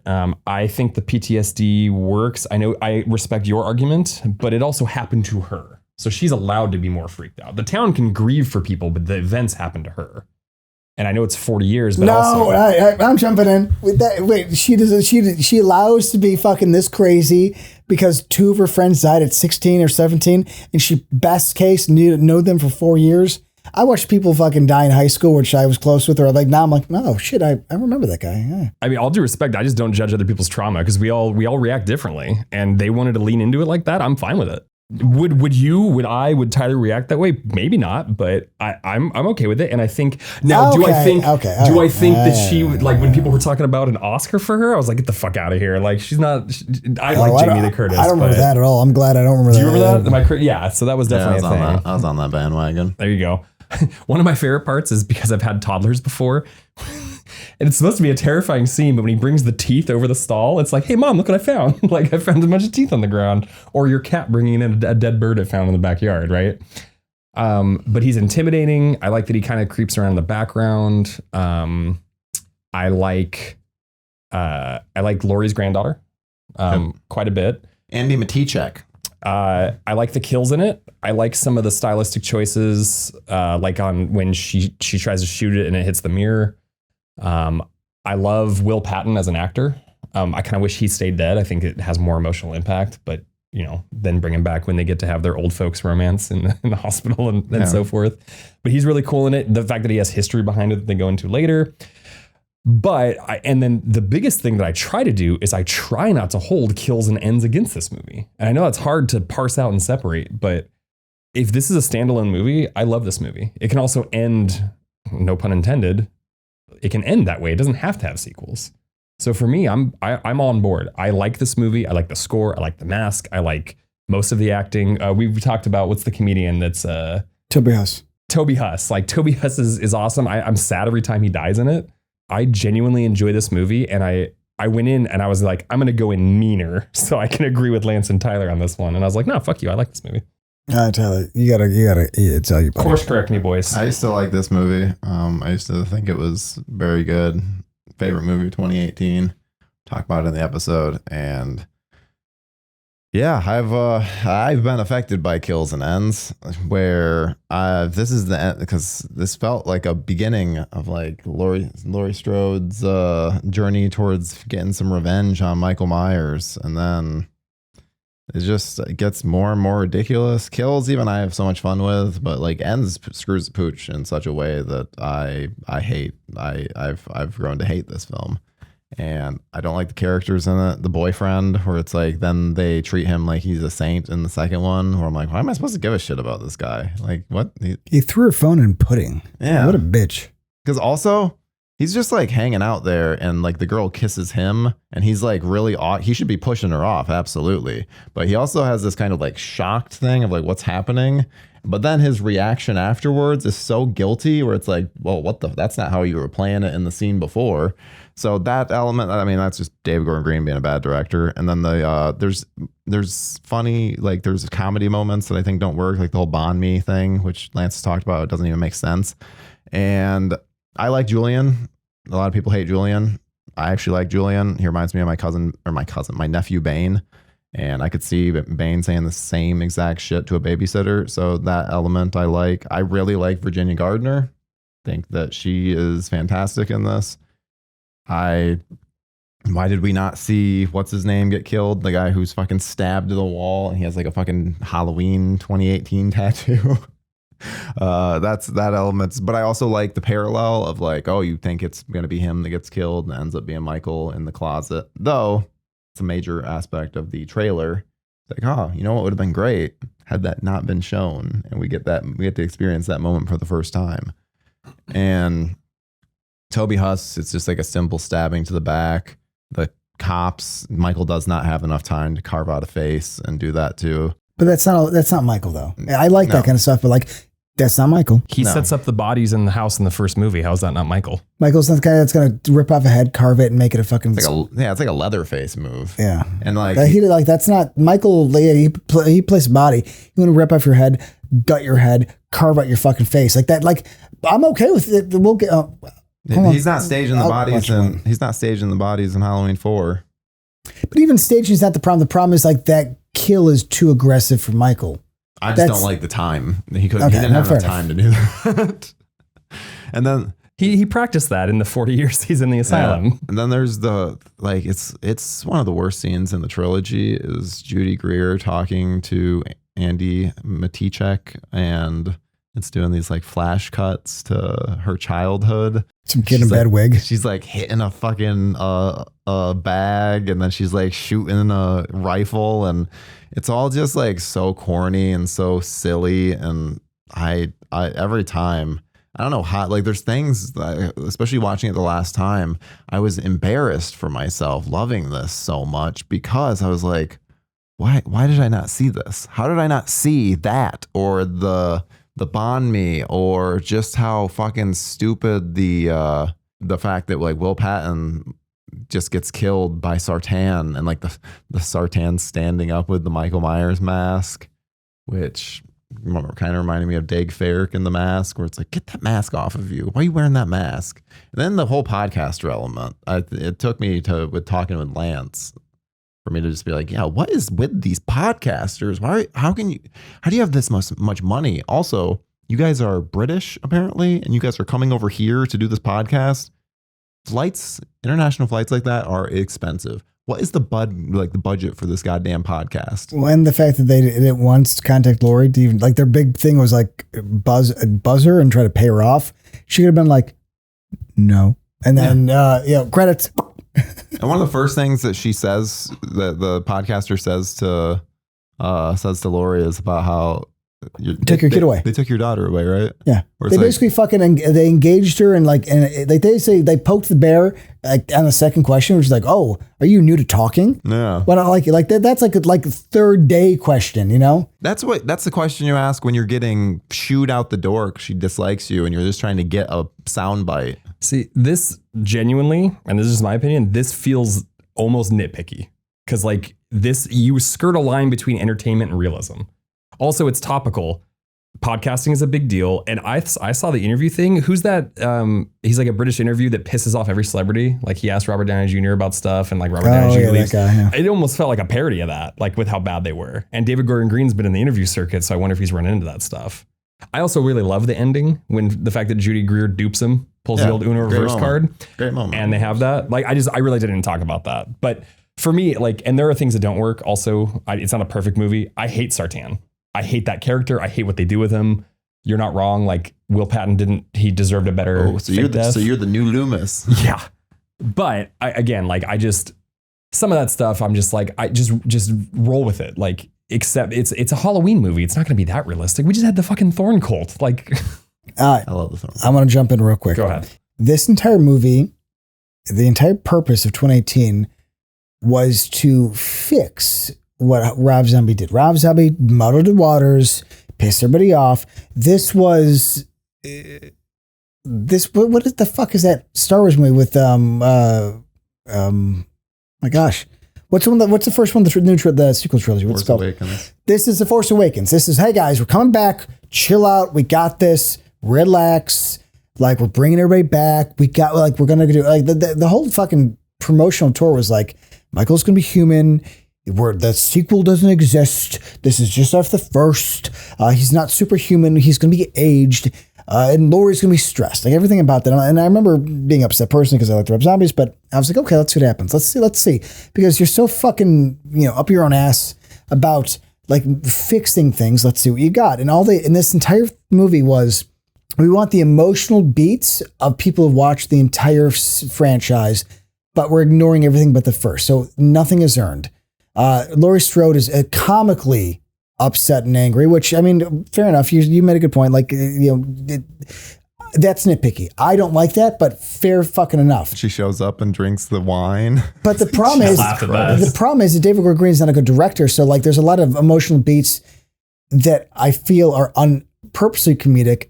And then they're mixed with comedic moments. Bon me, I got peanut butter on my penis. Or, Dad, I want to be a dancer. It's like, okay, adding shit like that in the fucking movie. Or what's that little kid's name that's like, oh shit, and walks away. Julian. It's like, so you're going to add all these dramatic moments and those heart and soul that you never earned. Because the first movie existing doesn't get you a town that hates you, a town that's suppressed, a woman that's crazy, whether you like it or not. To me, it's like, that's unearned. That's saying Michael Myers existed for 30 years. You want the feeling of that, but you don't want to acknowledge the sequels because you're too fucking cool for school. And he's also old, but he stomps on Sartain's head. He's fucking carving faces and shit. It's like, whoa. I thought this is a 60-year-old man. This motherfucker at his best is slightly agile, but he's not doing that.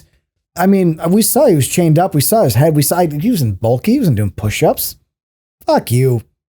And also, everybody is just in this movie like so deep, soulful, but like humorously off. It's like the tone of this is a make it not film. This is Megalopolis. The difference is Megalopolis, I get the fucking joke. This is, you don't even realize you're being stupid. Like, I know that Francis Coppola, as much as he's fucking promoting it, in his head he's like, I'm goofy, but I'm going to stick to it. Gordon Green is like, I may not film Halloween 2018.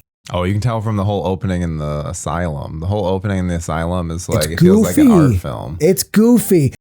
Look at me, Michael. Look at me. It's like, so your plan was just this mask to bait him with a fucking mask. And I don't know. Listen, and also, Laurie's not his sister. There's a big point in this. Laurie's not his sister. We got to nail that home because they even say it's like, that's just people talking in town. And then it's just like to make a buck off it, right? Is specifically exactly. What he But said, then they make such a convoluted way to get Michael to her house. Michael happens to be at the same gas station as the guy that's get the mask back. It's like, it's just everything is again, emotional beats they want, but nothing is earned. Nothing is earned. He's drawn to the mask. It's like, for God's sakes. The Bon Me thing pisses me off. I don't like the idea that, so Laurie's big thing is after all these years of practicing and being prepared, right? Her big moment is turn off the lights. She shits the bed She's immediately. a 60 fucking year old woman. And I told Tyler, actually, the plan should have been hospital lights in every room, 60 lights, and not a shadow. I'm talking fucking 1994 TV. I'm talking lit to a point where I'm like, am I in hell? You're gonna get sunburned from the Yeah, but hers lights. was, let's turn off the lights. It's like, why would that be the thing? Is your eyesight better now? Aren't you old? I really need to make sure I don't have lights in my room that has all these dummies. The Michael Why Myers would, shaped. why would the mannequins be in the upstairs room? Because she has to shoot outside, so she has to carry them down like a flight of stairs? Yeah, you're gonna carry them upstairs to then go back. Those would be in out the into garage shooting or in the range. backyard lying down, for fuck's sake. It's just like, again, if this movie didn't promote itself and act so superior to the shit that came before, again, well, Rob fucking made it mean. This is a human Michael Myers. Is it? You know, I don't want to be the fucking, I think she should leave, but is it? Is it really? Because he stomps on that guy's head and blows it up. He also had like 4 seconds to carve a fucking pumpkin head. It's like, and I'm down with that, but like you were so like, well, this is a 62-year-old man. So, F. It's a terrible movie. So I guess my question to you is then, do you enjoy Kills so much because it doesn't take itself seriously? I enjoy Kills because it's the complete contradiction to this. Rise of Skywalker is a shit movie, but know what I loved about it? It shits on fucking Rise. It just sits there and contradicts Rise. Fuck Last Rise. Jedi. This movie, Rise contradicts Last Jedi. This to Kills completely contradicts 2018. So even if you like 2018, you can't like Kills because it says everything that you did and loved is wrong. And I don't think Gordon Green did that on purpose. I think Gordon Green is just too dumb to realize that 2018 and Kills cannot be in the same universe, because what 2018 is trying to do, Kills completely muddles up. And so I like Kills because Kills actually corrects what 2018 did wrong. The problem is 2018 and Kills are both dumb movies.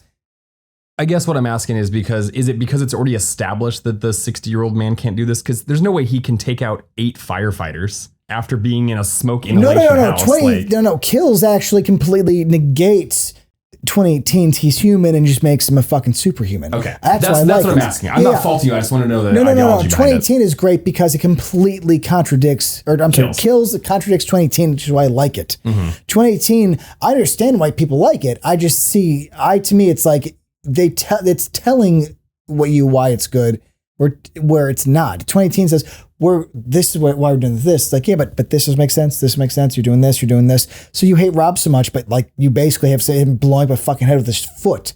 So I thought violence is bad. Oh, he's human, but he's unhuman. Oh, he's doing this stuff. It just, to me, it's like caking it to where Kills is just them not even having a grasp on what they're doing and making a silly movie. 18, I will never like 18. 18, I walked out of the theater and was so angry that me and my girlfriend at the time got in a fight because I was bitching so much, and she was like, "What?" And I was like, "Nah, you're wrong." Yeah, fuck this movie. I guess we don't have to go on too much. I guess the other thing I take into account, it does get a little like the head stomping stuff, but the first one has supernatural to it. Loomis shoots him 6 times. He falls out the window and gets up. So there's always been at least a little supernatural to Michael Myers. So I give it. Yes. I will give it the grace that just because he ages doesn't mean some of that goes away. Does it go extreme at times? Yes. I don't let it bother me personally. See, the thing is, them aging him and doing all this stuff to make him human is stupid.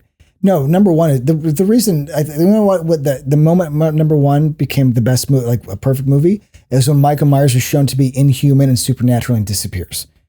Now, continue after that will always be stupid. But that's why number one is perfect, because it's like, oh, he is the boogeyman. So in this, it's like, actually, he's just old. But he's not. But he is. But he's not. I guess he ages, but for me, he ages, but the supernatural aspect doesn't completely go away. That's how I allow it to happen. Sure, but Gordon Green went around and actually said specifically out loud. Sure. Like, we're like basically, fuck Rob Zombie, which I get why people say that. But it's like, okay, then actually accomplish your goal instead of going back to, like, there's zombie kills in this movie where I'm like, oh, I thought we didn't like that though. Well, what's funny is I like both those movies. I don't typically care for David Gordon Green or Rob Zombie, but I happen to like both these movies. I mean, listen, Gordon Green is a shit director, at least in terms of how he puts the camera. Like, there's moments in this I like, but I bitch at Tyler. The look of this movie is like a Chrysler commercial on Halloween, where like they try to make it scary, but it's still very well lit, so you can make sure everything's seen. Like, that's the vibe of this. I don't like it. I never have. I'm also okay with people hating me on this because I just didn't. This to me was like too little, too late. I'm like, I'm done. We could just end this. Like I got what I wanted. If we're gonna redo it and then pretend Michael Myers is not violent, then whatever. Kills is great because it just forgets that we were trying to be serious and then makes a stupid movie. It goes off the rails completely. It doesn't try to ground itself whatsoever. It forgets. And I get- Evil dies tonight. It's why it's grown on me because I didn't expect that the first time. Evil dies tonight. I mean, me and him were just like, it's such a silly movie. Michael Myers stabs the woman in the throat with the light bulb and then tries out different knives on the husband. That is not Carpenter, and it's not what Gordon Green wanted to do in 2018. That is my kind of stuff. I'm like, yeah, we'll just make him mean. Just make him mean. Yeah, I agree. Yeah, I don't. So Tyler and Lance are right, and Andrew is incorrect. I think you got that. I'm gonna write that down here. Put it on the board. Andrew is in. Go ahead, Lance, put it on the board. Write that lie down. Go ahead. So we got through our threes then. I think so. All right, my number 2, Halloween 6, producer's cut. Okay, nice. I'm excited. Now I need to get in front of this. I'm gonna be the one that talks this up a lot. I love this movie. I didn't always, but then after seeing the 4K, and it made me realize how much and seeing it compared, like seeing the differences between this and the theatrical cut. Like, I like Loomis as that opening narration. I like how that whole beginning is put together with compared to the theatrical. With like, there's a lot of just weird editing going on in the theatrical. I like it takes its time a little more. We get to see Michael get released. It's a thing of, oh shit, Jamie. In the theatrical cut, it seems like Michael's hunting them down, and like he just happened to get there when she had the kid. Versus the producer's cut, it's establishing. It's like no, they let him loose because she escaped, and they're like, Michael, you're activated. The van scene in that should have been in the theatrical because it has nothing like. It doesn't really change much in the They wanted to cut back on the cult element. I know, but like that's one of the few times where I'm like, it actually ties in 5 to 6 really well. Where I'm like, come on, just keep that. Yeah, no, I agree. It's weird that they cut it, and I think Paul Rudd is better. I don't think he's great in either cut, but I think he's managed better in this. I like Loomis gets more to do. He's much more proactive in it. I like that they don't just discard Jamie within the first 10 minutes. Yeah, they end up discarding Jamie, but it kind of makes the Man in Black more like all encompassing. Because it's really more of an edit. They just space it out, which fair enough. Spaces that out a little more, makes like the baby stuff.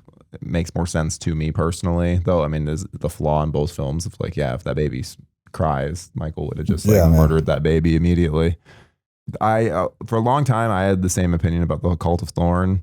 And then at some point, it's probably because I watched Texas Chainsaw 4 and was like, I like the Illuminati stuff. It's stupid. It's fun. And I like how it connects. And I don't think of, like, I don't watch the original Halloween and think, oh yeah, this is the Thorn cult and this is happening. Anything like that. That's its own little entity. But I like this concept of, like, oh, they're going after essentially the Myers bloodline and want them to use them as their killing machines. And they've used up Michael. They want another kid to go after. And I think the Man in Black was what's his name? The guy he's in. I feel like he's like the dad in Dharma and Greg. Yeah. He's also the bad guy in Lethal Weapon. Oh, the first one, yes.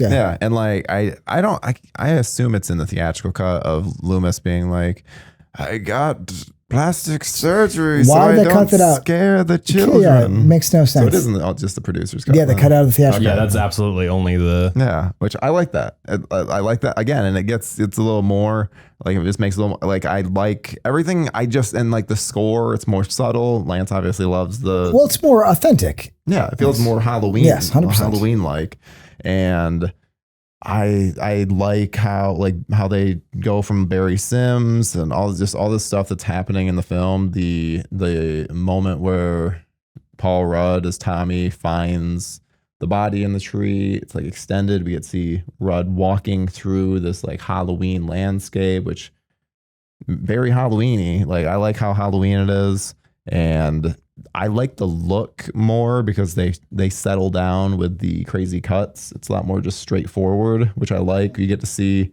like, the beginning, you get to see a little more of like the Man in Black haunting the the kid, and yeah, there's. I mean, again, it's my number 2. Like I think I warned you at different times. Holy shit, this is your number 2. What are we doing here? My number 2. I love this. I respect you for this pick. I don't agree with it at all, but I respect the shit out of you for making this your number 2. I love it. I love it. I like told my girlfriend that too, that this would be my number 2, and she was like, "You are lost your goddamn mind." The Tyler that I met many years ago would have put 2018 as your number 2. Yeah, 100%. It fell. Yeah, that's what life is. It's about growing. It's about changing. Andrew, it's about evolving. I feel like I'm gonna have a lot less to say. So I think this is your. Yeah, I talked a little bit about the producer's cut earlier, right? I preferred to the theatrical cut, but it's still like as dumb as I thought the death of how they stopped Michael in this with the multiple injection and the beating with a pipe. Him getting like it transfers over to Loomis. Loomis is his new keeper. It's so much better than just like an off-screen. Loomis.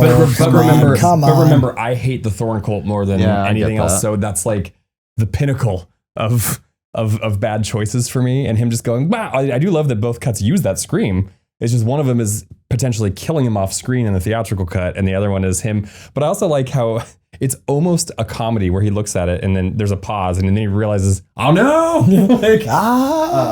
And then Michael walking away wearing the Man in Black's uniform and like turning and almost winking at the camera. That almost dropped that movie like 2 whole spots for me.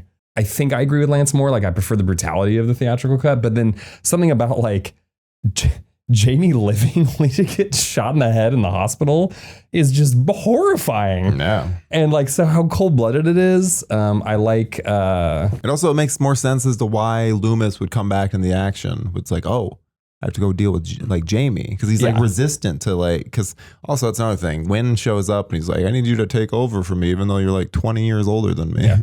And clearly near You're death. My prodigal son, even though I could be yours. You're my prodigal. It's been many years. I do like, I just want to see someone be like, hey, Loomis, do you remember how freaking batshit crazy you are? And Loomis just go, those were wild times, my friend. I'm better now, though. I was on the sauce. Yeah. He's better. Yeah, I mean, listen, I think it's it is a better movie. Or you guys are not wrong.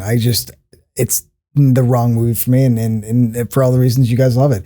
It's more Halloween, but by this point, after fucking 5, I'm like, I don't give a shit. I'm bored. It essentially becoming more Halloween for me makes it more boring. Where I'm like, I'm over this. Let's do something. Like, dude, let's get meaner, man. Let's get some guitars. Not a single guitar. This got a sliding guitar of the bunch. I mean, Might be a guitar in Tommy's room, just like hanging out. I will say though, dabbles. when I went to my first horror convention, and I think it was 03. I bought like some bootleg DVD of this just because I'm always fascinated about like lost cuts, especially as different as this. So like I do appreciate that it's released, and I'm happy it's there, and it'll be. I don't hate it. I'm not against it in a way where I'm like I have something personal. It's just I prefer the other one, but this is something I would absolutely own just because I think it's interesting. Yeah. It's why people love it's why I don't. It's the theatrical, as weird as it is, and it absolutely is. It's a butchered movie. I have more fun with it. Where this is a better, it's more succinct. It's more tied up. It's actually makes more sense. But I lose the entertainment factor, and I think at part 6 for me, the entertainment factor is most important. So. Tommy's also less of a creep in the producer's cut too. They Yeah, kind but of he's explain it slightly. around. But Rudd plays it so weird regardless. It's like, Yeah, I think it's one of his first roles. Yeah, but what the director should have been like, dude. That and Clueless, I think, are his first couple like big on-screen apperances, which is a weird combo to have. All right, so I guess You're number 2. I know well, what it mine, is. yeah, it's Rob Zombie's Halloween 2. Where did you have that ranked? I'm curious. Second to last. Of course. Mine isn't that far, but it's 2, 3, 4. It's 5th from the bottom. All right, I'll make it quick because I did a whole episode of this with Tyler. It's not Halloween, and it's not Michael Myers. I don't care. I don't give a shit. I have my Michael Myers. This is the one series where, unlike Jason, where I want to see more adventures, Michael Myers, and like it seems like we're doing the same thing with diminishing returns. So I'm glad that he basically put Michael Myers in a Jason mask. Jason in a Michael Myers mask. I'm glad that Rob Zombie just made a weird, mean 16 millimeter snuff film with fucking hateful, angry people, sweaty, horny teenagers, and everybody loses. It's just everything about this is like mean. It's nihilistic. It's gross. It's dirty. And I'm fucking having a blast in my life. I look at this and I look at H2O and I'm like, this is why H2O sucks to me. It's like, it's clean. It's pretty. It's this. And then this is like fucking people just murdered and sweaty and gross. And the fucking film grain. Look at Laurie being brought in the hospital in Kills. And look at Laurie being brought in the hospital in this. That to me is the juxtaposition of why I like this movie. I understand why everybody doesn't. I completely get it. It is offensive to Halloween fans. It's offensive to Michael Myers fans. But I don't hold Michael Myers in the same regard as any other slasher. I shouldn't. That's a lie. I like Michael Myers. I think the first one is a masterpiece. Like Jaws. After Jaws, everything is not Jaws. You put the name on it, I could have fun with it. We do this, but it's not Jaws. Fuck off. There's an asterisk. And I think that for all the Halloween movies. So when Rob Zombie came in, it's like, I'm just going to make a weird movie. I was like, good. Have a good time. So I love it. I'll always love it. It means a lot to me. I think the kills are brutal. It's mean. It's nihilistic. It's vicious. It's gross. And I think Compton Scott, whatever her name is. I think How do you she's always French. get it wrong? 'Cause, Scout Taylor Compton. I don't like the fact she has 3 names. I just want to call her Scout. Scout. Yeah, Okay, let's yeah, call her but Scout. then it's like when you have a hyphen, it's like you want people to call it. I think Scout's fine. I like the PTSD in this. I understand why people don't because she's mean and hates her friends, but I've actually had friends that are drug addicts, and this behavior is absolutely appropriate. How you said about Laurie being crazy in that, this is my version of like, I've witnessed this. I've witnessed girls talk like this. This is very normal to me. So to me, I get it. I'm all about it, but I definitely get why you guys can be like, I don't want this, which is very fair. So Halloween 2, I love, and I'm all about it. And I disagree, but I'm not going to be the guy that's going to say F off because it goes against everything that this series stands for. I won't shit on this as much as Tyler probably will. Yeah, we need to ease into it. To be perfectly clear, this was my lowest ranked Halloween movie for a long time. I saw both cuts because Blockbuster, I saw the first one in theaters, and then Blockbuster, when I was still working there, got the exclusive cut, right? But then I also did a video on it last year, A Test of Time. And often in that show, I look at, is this movie still good? A couple times I've looked, is this movie still as bad? And looking at it through that lens, I was like, okay, I don't hate this as much. It has a lot of problems. But part of that is just inherently Rob Zombie problems that we've talked about. Like it's scripting, it's directing.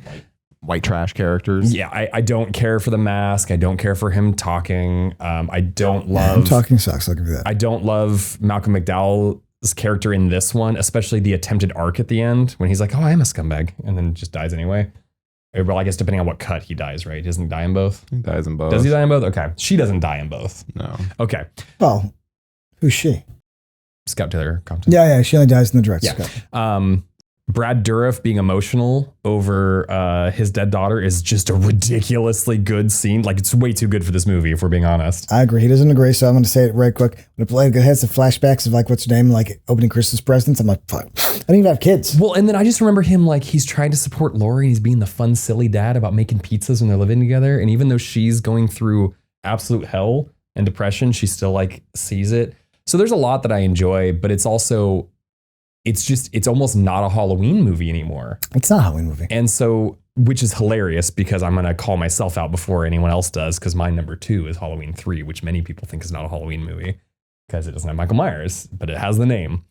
But this is not one that I will watch a lot. And that's mostly, again, just because I don't love a lot of Rob Zombie movies, man. It's like, and it's just the elements that he put in. And I understand the trials and tribulations he went through in production on both these movies. And I actually respect his, you know what? You guys you complained what I did with Halloween 1. You're going to complain what I do here. So I'm going to do whatever the hell I want and make it weird. I respect that. It just doesn't vibe with me. All right, Tyler. This is it. This is all you've been waiting for, buddy. Hashtag not my Laurie Strode. I fucking hate Scout in this. I hate what they did to the character. I think that Laurie and Annie should have had switched personalities. I think it would have made more sense for Annie to have to exhibit these behaviors. And that aspect really bugs me. I think that the young Michael that they get is better than Dag. I think he does a much better job. He's also much more intimidating despite being smaller. I mean, Tyler is great as always, but I don't love the character choices with him. Where he's just like this weird hermit that's been living in the woods. He's Andrew mentioned with the first one of like how Rob Zombie is just like unnecessarily mean, and I think that this film really highlights that. He's just like he has such a nihilistic view of things, and just is like makes Michael Myers the meanest person in the world. He like rips off Richard Brake's bottom jaw just for reasons. And I'm again, it's going back to like Halloween 6 where I'm like, that's not what I want. If he was Jason, maybe I'd be down for this. But it doesn't, especially when then there's not much explanation of what the fuck has Michael been up to in the interim then. Like he's just been hanging out in the woods. Because this is more of the supernatural one.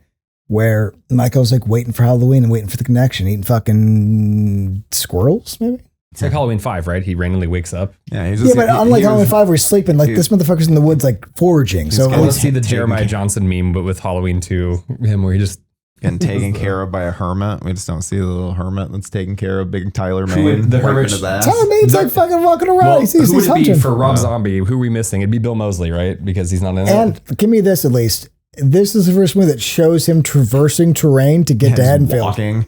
To get that, but at least it shows us where it's like, why is he gonna like this is that's what we go through fields as a bum would. Yeah, because he's seeing his Living younger from younger self and a white horse and his mom. It still shows him traversing terrain to get to Haddonfield, which you complained with before in Resurrection.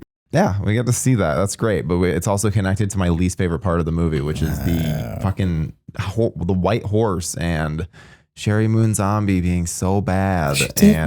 She's like fucking 3 lines. Come on, man. Yeah, and it's awful. Yeah. Those 3 lines are terrible. And I can't get with any of that. And I don't like that Brad Dourif scene. I don't yeah, I get it. Everyone loves it. I don't think it's good. I think he doesn't do a good job in that. And I think it's, not for me. I think that whole element, Annie, you're going to bring Annie out. It's just like the whole unnecessarily mean. You're going to have her go through what she went through and then just kill her off. Feels like a bit of a waste. And there's some stuff I like. I like Michael standing behind the tree and then popping out and killing the cop. That's fun. I don't like the dynamics between any character. Malcolm McDowell isn't playing the same Loomis from the first film. He's like a completely different person, which kind of takes all the work that he did in that first film and kind of washes it down the drain. I don't like that element with it, which then it's like, okay, there's so many like repeating beats. It's like, oh, we're going to kill Annie again. Oh, we're going to kill Dr. Loomis again. Oh, well, it's like, I don't need Michael's going to get shot again. That's all just so many repeated beats. And the strip club scene is very random. I understand why he's doing it because it's where his mom worked, but it's like maybe that should have been established a little more so of like, oh, Michael hated that place because he took his mom away from him all the time. She had to go work. I feel like because it's a drag. This movie drags on. I also don't like the people that he just randomly finds in the woods. I don't mind the opening Halloween, like the opening scene in the hospital. Octavia Spencer getting sliced down the callback face. To original Halloween 2. Yeah, like that's really cool. Tyler Mane said that was his favorite kill in the franchise was that nurse kill, which is awesome. It gets, especially because it's like, oh wow, yeah, Octavia Spencer, Oscar winner. It's crazy they got her because it's before that, obviously. But that I like, though. I'm like, this is what's the dream sequence, what isn't? Because there's like this weird line that it rides. Yeah, I don't like the look of the new, like the mask breaks apart and his hermit look. And Die is, if we're gonna do like a list for worst moments of the franchise, that's one of my least favorite moments. Does not work for me. I was so angry. This is one of those movies that every time I watch it, I just get angry. I also don't like the look. He does like the weird bleach bypass on the whole film. Looks strange. Not my kind of look. Especially with a Halloween movie, I don't want shaky cam. I want like smooth. I want that John Carpenter, Dean Cundy look, and it's just not for me. I'm gonna ask Lance this because I truly don't think you care. Do you have a preferred cut? Oh, the director's cut. Okay. Some music choices are better than the theatrical, and I also hate the end. I hate both the endings, but him saying "die" is really, really dumb. But the hospital scene at the end of the movie in the theatrical is unnecessarily like Terry Gilliam, where I'm like, oh, this is kind of weird. Where in the director's cut, it's the tunnel of white light as she's dying. So that makes way more sense than being like, nope, she's alive in you know, in a sane asylum and she's just hallucinating. So the director's cut is absolutely better, minus a few things. But I do agree with Tyler. Him being shot or stabbed in theatrical is just dumb. Like they didn't know how to kill Myers in this. They kind of just had to wrap it up, which is, you know, my complaint. But no, director's cut all the way. So I guess the question to you is, do you hate one less? Or they've I haven't seen the theatrical in so long since it came out. It's hard to find, isn't it? Yeah. Like most of the media is now, physical media is that one. Yeah, there's a Ultimate Edition. It's out. It's like, I can't remember, $40. Well, it's like the $50. theatrical cut of That's Halloween cool. 6. Like Halloween 6, the producer's cut is pretty much the only one you could find. No, our 4K has both. Yes. You mean the thing you have to buy is a set for $100? Go try to go on. 81. Yes, but so if a normal person wants to get it, they're going to find the producer's cut a lot easier than theatrical. Yeah. That's all. Okay. Anything else on that one? Nope. Let's move on. No, Tyler's wrong. My number 2. Yeah. Because Halloween 3. your number 2, is producer's cut. Your number 2 is, who would have had this on their bingo card that all of our number 2s were Halloween 6 producers, Halloween 2 Rob Zombie, and Halloween 3? That is a wild ranking for people that love horror movies. I've known from the moment that we were doing this ranking that was going to be all of our number 2s. Oh, really? Yeah, because Well, especially how much I love Halloween 3. Yeah, and I know how much you love. I should have thrown a fucking Rob wrench in Zombie's this. Halloween 2. I should have put Halloween Ends at number 2. Just to be fucking So unpredictable. I'll start. I'll filibuster since this is my pick first. Yeah. A lot of my list, I feel, especially the lower half, is like an objective thing. I think Resurrection is objectively terrible. I think Ends has a reputation of being objectively terrible. I think aside from, people who are very passionate, I think a lot of people don't care for Halloween 6. Yeah. Whereas I think this pick for me is purely subjective. This is an Andrew thing. Like, I'm not going to argue with anyone that like, no, you're wrong. This is the second best Halloween to the obvious number 1 for all of us because XYZ. No, this is just my opinion. This is completely my opinion. I watched this on TV. I watched it on VHS. I rented it. It doesn't bother me at all that Michael Myers is in it because I understand what Carpenter wanted to do. He's in it. Well, but like in the continuity of, He's on the TV. yeah, That's all. correct. I love that there's no like director's cut, producer's cut. Like you get Halloween 3, you get what you get, right? There's a lot of stupid things to it that don't make a lick of sense, but I find them charming enough to look past. Yeah. Also, the score is one of my favorite scores for the 80s, period. As I mentioned, it's up there with The Fog. And something that is weird, like I've seen Halloween 1 more, but I find myself watching Halloween 3 more during the Halloween season. Yeah, I get that. 2 reasons for me. And then, I could talk about the whole movie and I love it, but the 2 things that stand out to me most are the ending potentially is the end of the world, or at least the countries that celebrate Halloween. And it's so, to take a page out of your book, it's so mean and nihilistic. I love the ending. Yeah. You don't know. Like, sure, you turned off some channels. Like, it's fascinating. I want to see, like, rarely do I want backstory or a sequel. You want to see the aftermath of I want to see the fallout of that. Well, that's it's essentially hinting at a post-apocalyptic world, or at least a different world. And then I guess 3 things. Because, okay, Halloween 1, we're going to scare these kids. Halloween 2, we're going to make a kid bite it into a razor blade apple. Halloween 3, we're going to murder him with snakes and insects in front of his parents before they die. And then the last thing is Conal Cochran for me is a top 10 villain of all time. Because you know what? He's not doing this for money. He's not doing this because he was burned by American consumerism or politics.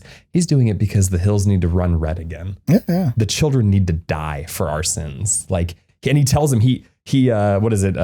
monologues. He monologues to Tom Atkins and he tells him, and that speech, I watch that speech October 1st every year. And I love it. Like that's going to be a scene breakdown for me eventually, is that speech when I do a movie. I'm going to say this.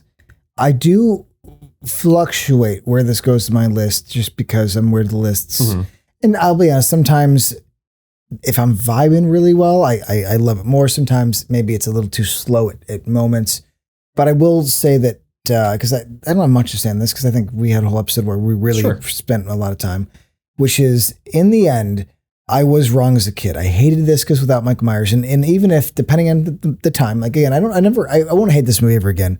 But sometimes I love it more. Sometimes I'm like, oh, it's really good. Sometimes it's good. But regardless, I will say that I appreciate it as a wild swing. I appreciate it being weird, and I was way too late getting into Tom Atkins. But now that I have, Jesus Christ, we've been talking about Halloween 3 for all this time, and that's a first positive with Tom Atkins. Come on, man. I'm just, And this is his magnum opus. but I'm saying that like that's something where I don't give a shit what flaws this have. Like he's hilariously macho in such a time specific way that I cannot help but just love the man. It's called misogynistic. I'm not using that word. And types are different. Like is some Sam Kinison misogynistic, sure, but that labels it's a tough label. I'm just saying Tough label. he's great in it, and he's one of those like you watch it for him. I wish there was more violence, but it is hilariously violent when it does get it. And you know what? I mean, again, I do fluctuate, but coming from a child who hated this, I mean, this is one of those I would have talked shit at 16, at 15, at 10. I remember me and my sister rented it and we turned it off. We fast forward. We're like, what the fuck? Where's Michael Myers? And we're just like, well, there's a chunk of my life I never watched it. I just watched like minutes of it. I was like, this is stupid. So I'm glad I've matured. But I want to say like, this is the kind of switch that I can at my age now really appreciate. This is one of those like, you might love it, but you may not get it, but your kids are gonna love it. This is Martin. It's Back to the Future. This is the Martin You McFly literally moment. took the words out of my mouth. That was going to be my closing statement. Is for this series, it's the ultimate Back to the Future moment because it is aged like fine wine. Yes. So, Tyler. Yeah, this viewing it didn't connect with me quite as much as it has in other viewings, but I mean, I still liked it fine. And it just, it's a weird watch in terms of it's very obviously it's not Michael Myers Halloween, but it's still very, very well done. And Tom Atkins is the fucking man.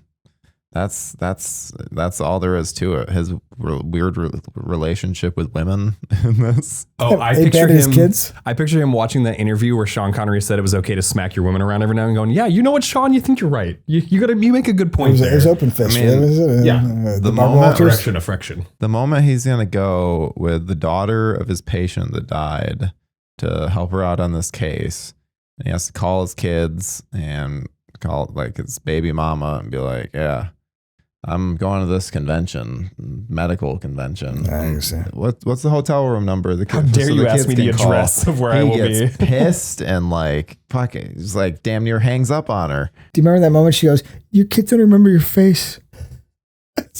He's a terrible human being. Yeah. Yeah. And like he was just there earlier in the movie. Like he just saw them. Like ridiculous. But That's a good point. She's actually being unreasonable, is what you're saying. Yeah, that's what they were just didn't vibe well.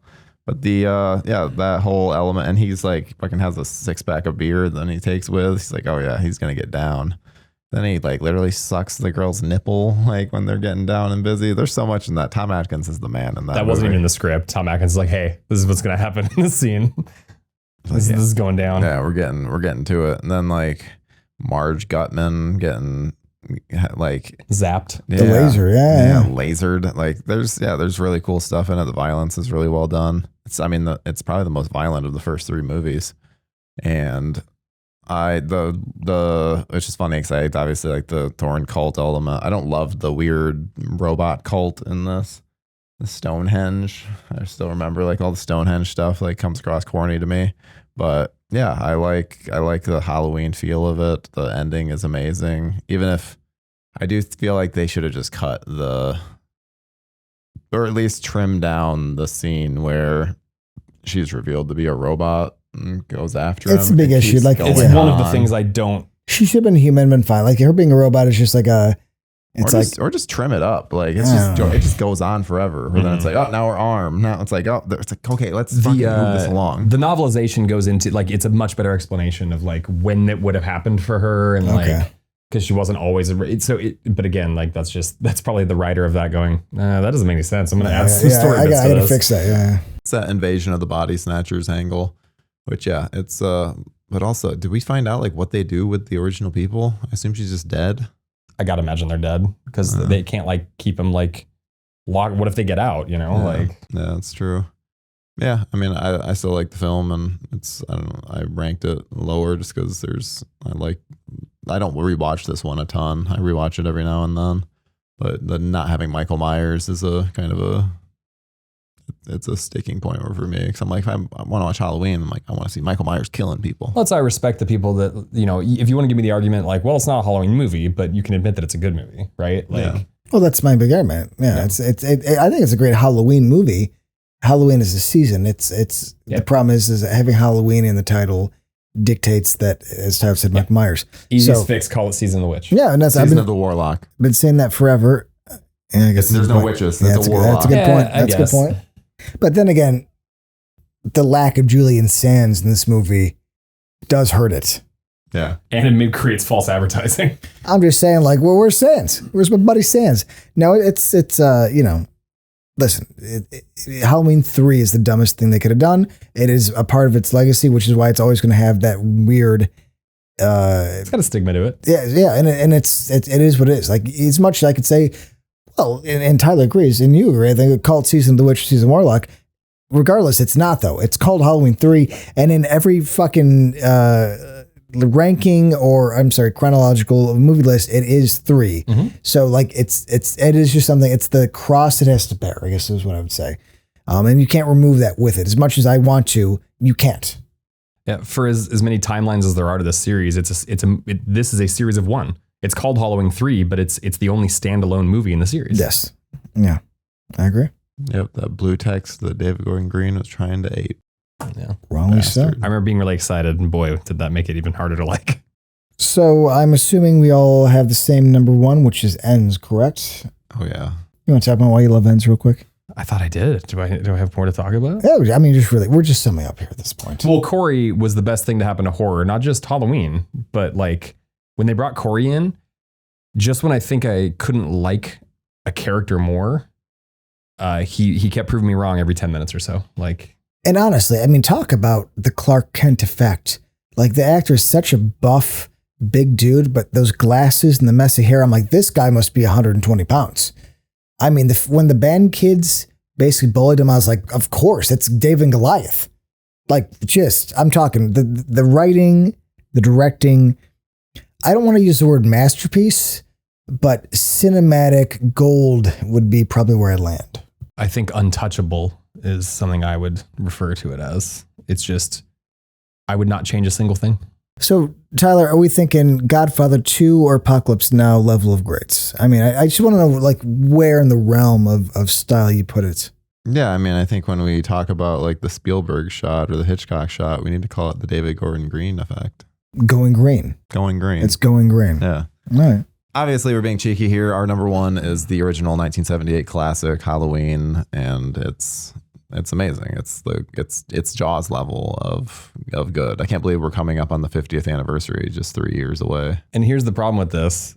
You guys have done 2 episodes on this. I was on the standalone episode for the series for this. Like, we're all on record with how much we love this movie. It's a perfect movie. It is Jaws. It is The Exorcist. Like you get perfect horror movies. Yeah. This is one of them. I mean, I've said everything I need to say. It's lightning in a bottle. I think a lot of it was luck and timing and everything, but that's life though. Like, it's not about, can you plan things perfectly? It's, does the movie gods let it happen? Jaws is the same exact thing. Where if Spielberg got to make Jaws, it would be Jaws 2. Ironically, life was tough and he got to make Jaws 1. Halloween, I mean, I've read and looked at many Carpenter interviews where he doesn't talk about it in the reverence of like, I'm making a masterpiece. He's, we're doing this and this and we did this. Horror was cheap and popular, so that's what I mean, I'm not saying the man isn't a master, but and obviously he wasn't giving himself credit, but a lot of this is just luck. Mm-hmm. It's like he knew what he was doing, but luck, the fate of luck happened to, or the luck of fate, whatever proper way I should say this, happened to bless this movie, and it's perfect. Score, acting, Pleasance, directing, Cundy, cinematography. It like up until maybe I was in my 30s, I could argue this movie scared me. Like, even as a cynical little shit that I was, every once in a while I put this on at night and I would be uncomfortable. And that says so much. Yeah. Because it's a movie about vibe. Yeah, this is if aliens came to Earth and you had to give them one slasher film, or you had to erase every other slasher film from existence, I think I could live with that. With Halloween being the lone representation of that genre. Yeah. Maybe even horror in general, if you want to go deeper. But Yeah, I agree. One of the greatest horror movies of all time. It's perfect. you've both seen it in theaters in some way, shape, or form, right? Yeah, Yes. I saw the Alamo 2 years ago, something like that. Draft House brought I it mean, back. I guess my only issue is like I love this movie a lot, but this is the one that gets like re-released where I'm like, guys, give me some random ones. You know, I was joke with Tyler. Like, I've seen Back to the Future in theater like 100 times. Can you give me 2 or 3? So I get it because it's Halloween. And I'll never not like anytime it comes around during October, I will go see it. If unless I'm, I don't know, broke or Lady Luck is beat me down. But like this is one of those. Or if Halloween 6 theatrical cut is playing at the same time. I could just on double feature, motherfucker. What? I can't see 2 movies one day. Same time. Like you That's only got to pick one. One time. Yeah. No. This is. I mean. Yeah. Tyler.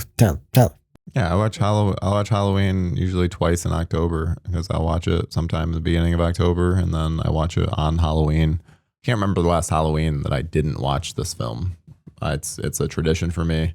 It's also like it's an easy 90 something minutes. Yeah. It's very easy to watch and makes me happy. I've had some brutal years at different points and that's always something I look forward to. We're a bunch of sociopaths that like our comfort things are like great horror But movies. horror and things. fans I are love like it. that, though. I don't. They are. Yeah. 100%. It's like we talked about yesterday. Sometimes, sad music is just a vibe. You got to sit with it sometimes, right? Like I love soul, dude. Soul and blues is sad, just like at idling speed. Yeah. Of course. And Halloween is like you know what? I'm feeling kind of down. Like, what's going to cheer me up is watching Michael Myers kill his way through Haddonfield. Like a shitty slasher on before I go to bed sometimes and fall asleep. Like, Sure. That's why I'm so curious with that game that they're doing because they keep saying it's like, oh, there will be like locations from that classic movie. And it says campaign, unlike Texas Chainsaw. I'm like, ooh, that's what I want. It's not purely the No, asymmetrical I'm not looking at horror. those. Give me a campaign. Give me a campaign. But what fucking locations? You know what I mean? It's Halloween. If you were to say like locations from various films in the franchise, I'd be like, we both know. I'd be like, Outside the school, outside like 2 of the houses. Smith Row Sanitarium. Yeah. I'm excited. Hey. Let's see what happens, but We got that and the Hellraiser game coming out. Yeah, the Hellraiser game looks fucking amazing. what a great time to be alive. Horror in video games is. Yeah, after years of just asymmetrical shit, you can't even play the Friday the 13th game anymore. Nope. Like, Well, I can on the Switch because I have the campaign mode. yeah, can you though? Because I thought I could do that on my Xbox. If you and have it the doesn't physical work. copy, you can, I think. I have the physical copy I think that's the one. because I hack don't for trust it. digital. That's why. Well, I wish I had that because mine doesn't work on Xbox I think anymore. it's physical has it baked into the actual cart. Yeah, you so. got to do physical. Oh, It's either way. insane. Yeah, because I used to. That's what I used to play that game was. You're talking to just 3 the people offline. who live and But- die by No, physical. no. So All right. Well, I guess let's just sum it up. We all really enjoy, obviously, the theme of Halloween 6, the original theatrical cut. And this is Selchuk. We'll get going. Goodbye, guys. Yeah. Thank you guys for listening. We actually got to do our announcement for our next what we're covering. So we have not mentioned what we're going into after this. I don't even know this.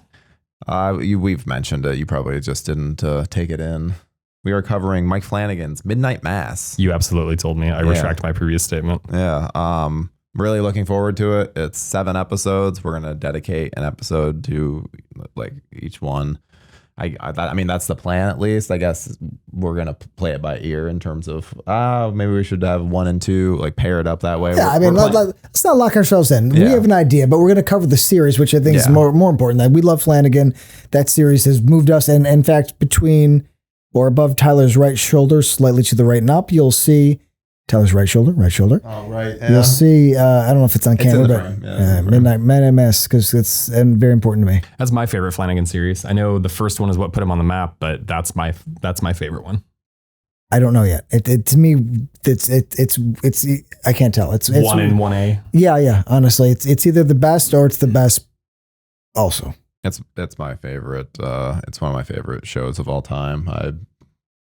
still watching it. I mean, I literally watched a whole season of Gen V specifically for Hamish Linklater, because he blew me away in that. And that show is nothing but like amazing monologue after amazing monologue. And I have not watched it since it came out. So, and it's funny. I mean, not that you're not going to get into this shortly and we're trying to say goodbye, but that's the only thing he's done for Flanagan, right? yeah, oddly enough. Usually he's got that trope of people to act for him. And that's It makes you wonder, because there's a couple of people that just bring back. I'm like, oh, does he not like you? Yeah, it's like, who knows? But yeah, I mean, I can't wait. We're going to get into it all. I also bought a cool Midnight Mass book that goes into some of the behind the scenes. So hoping I'll have some insight that way from that. I'll be able to drop some fun little facts on it. But yeah, that's been the Halloween franchise. Holy shit. It's 14 episodes total. So we've been deep in Halloween for quite a while. And thank you guys so much for listening. You can also check out our Patreon. We recently did, and I know she did last summer, commentary track, which was super fun.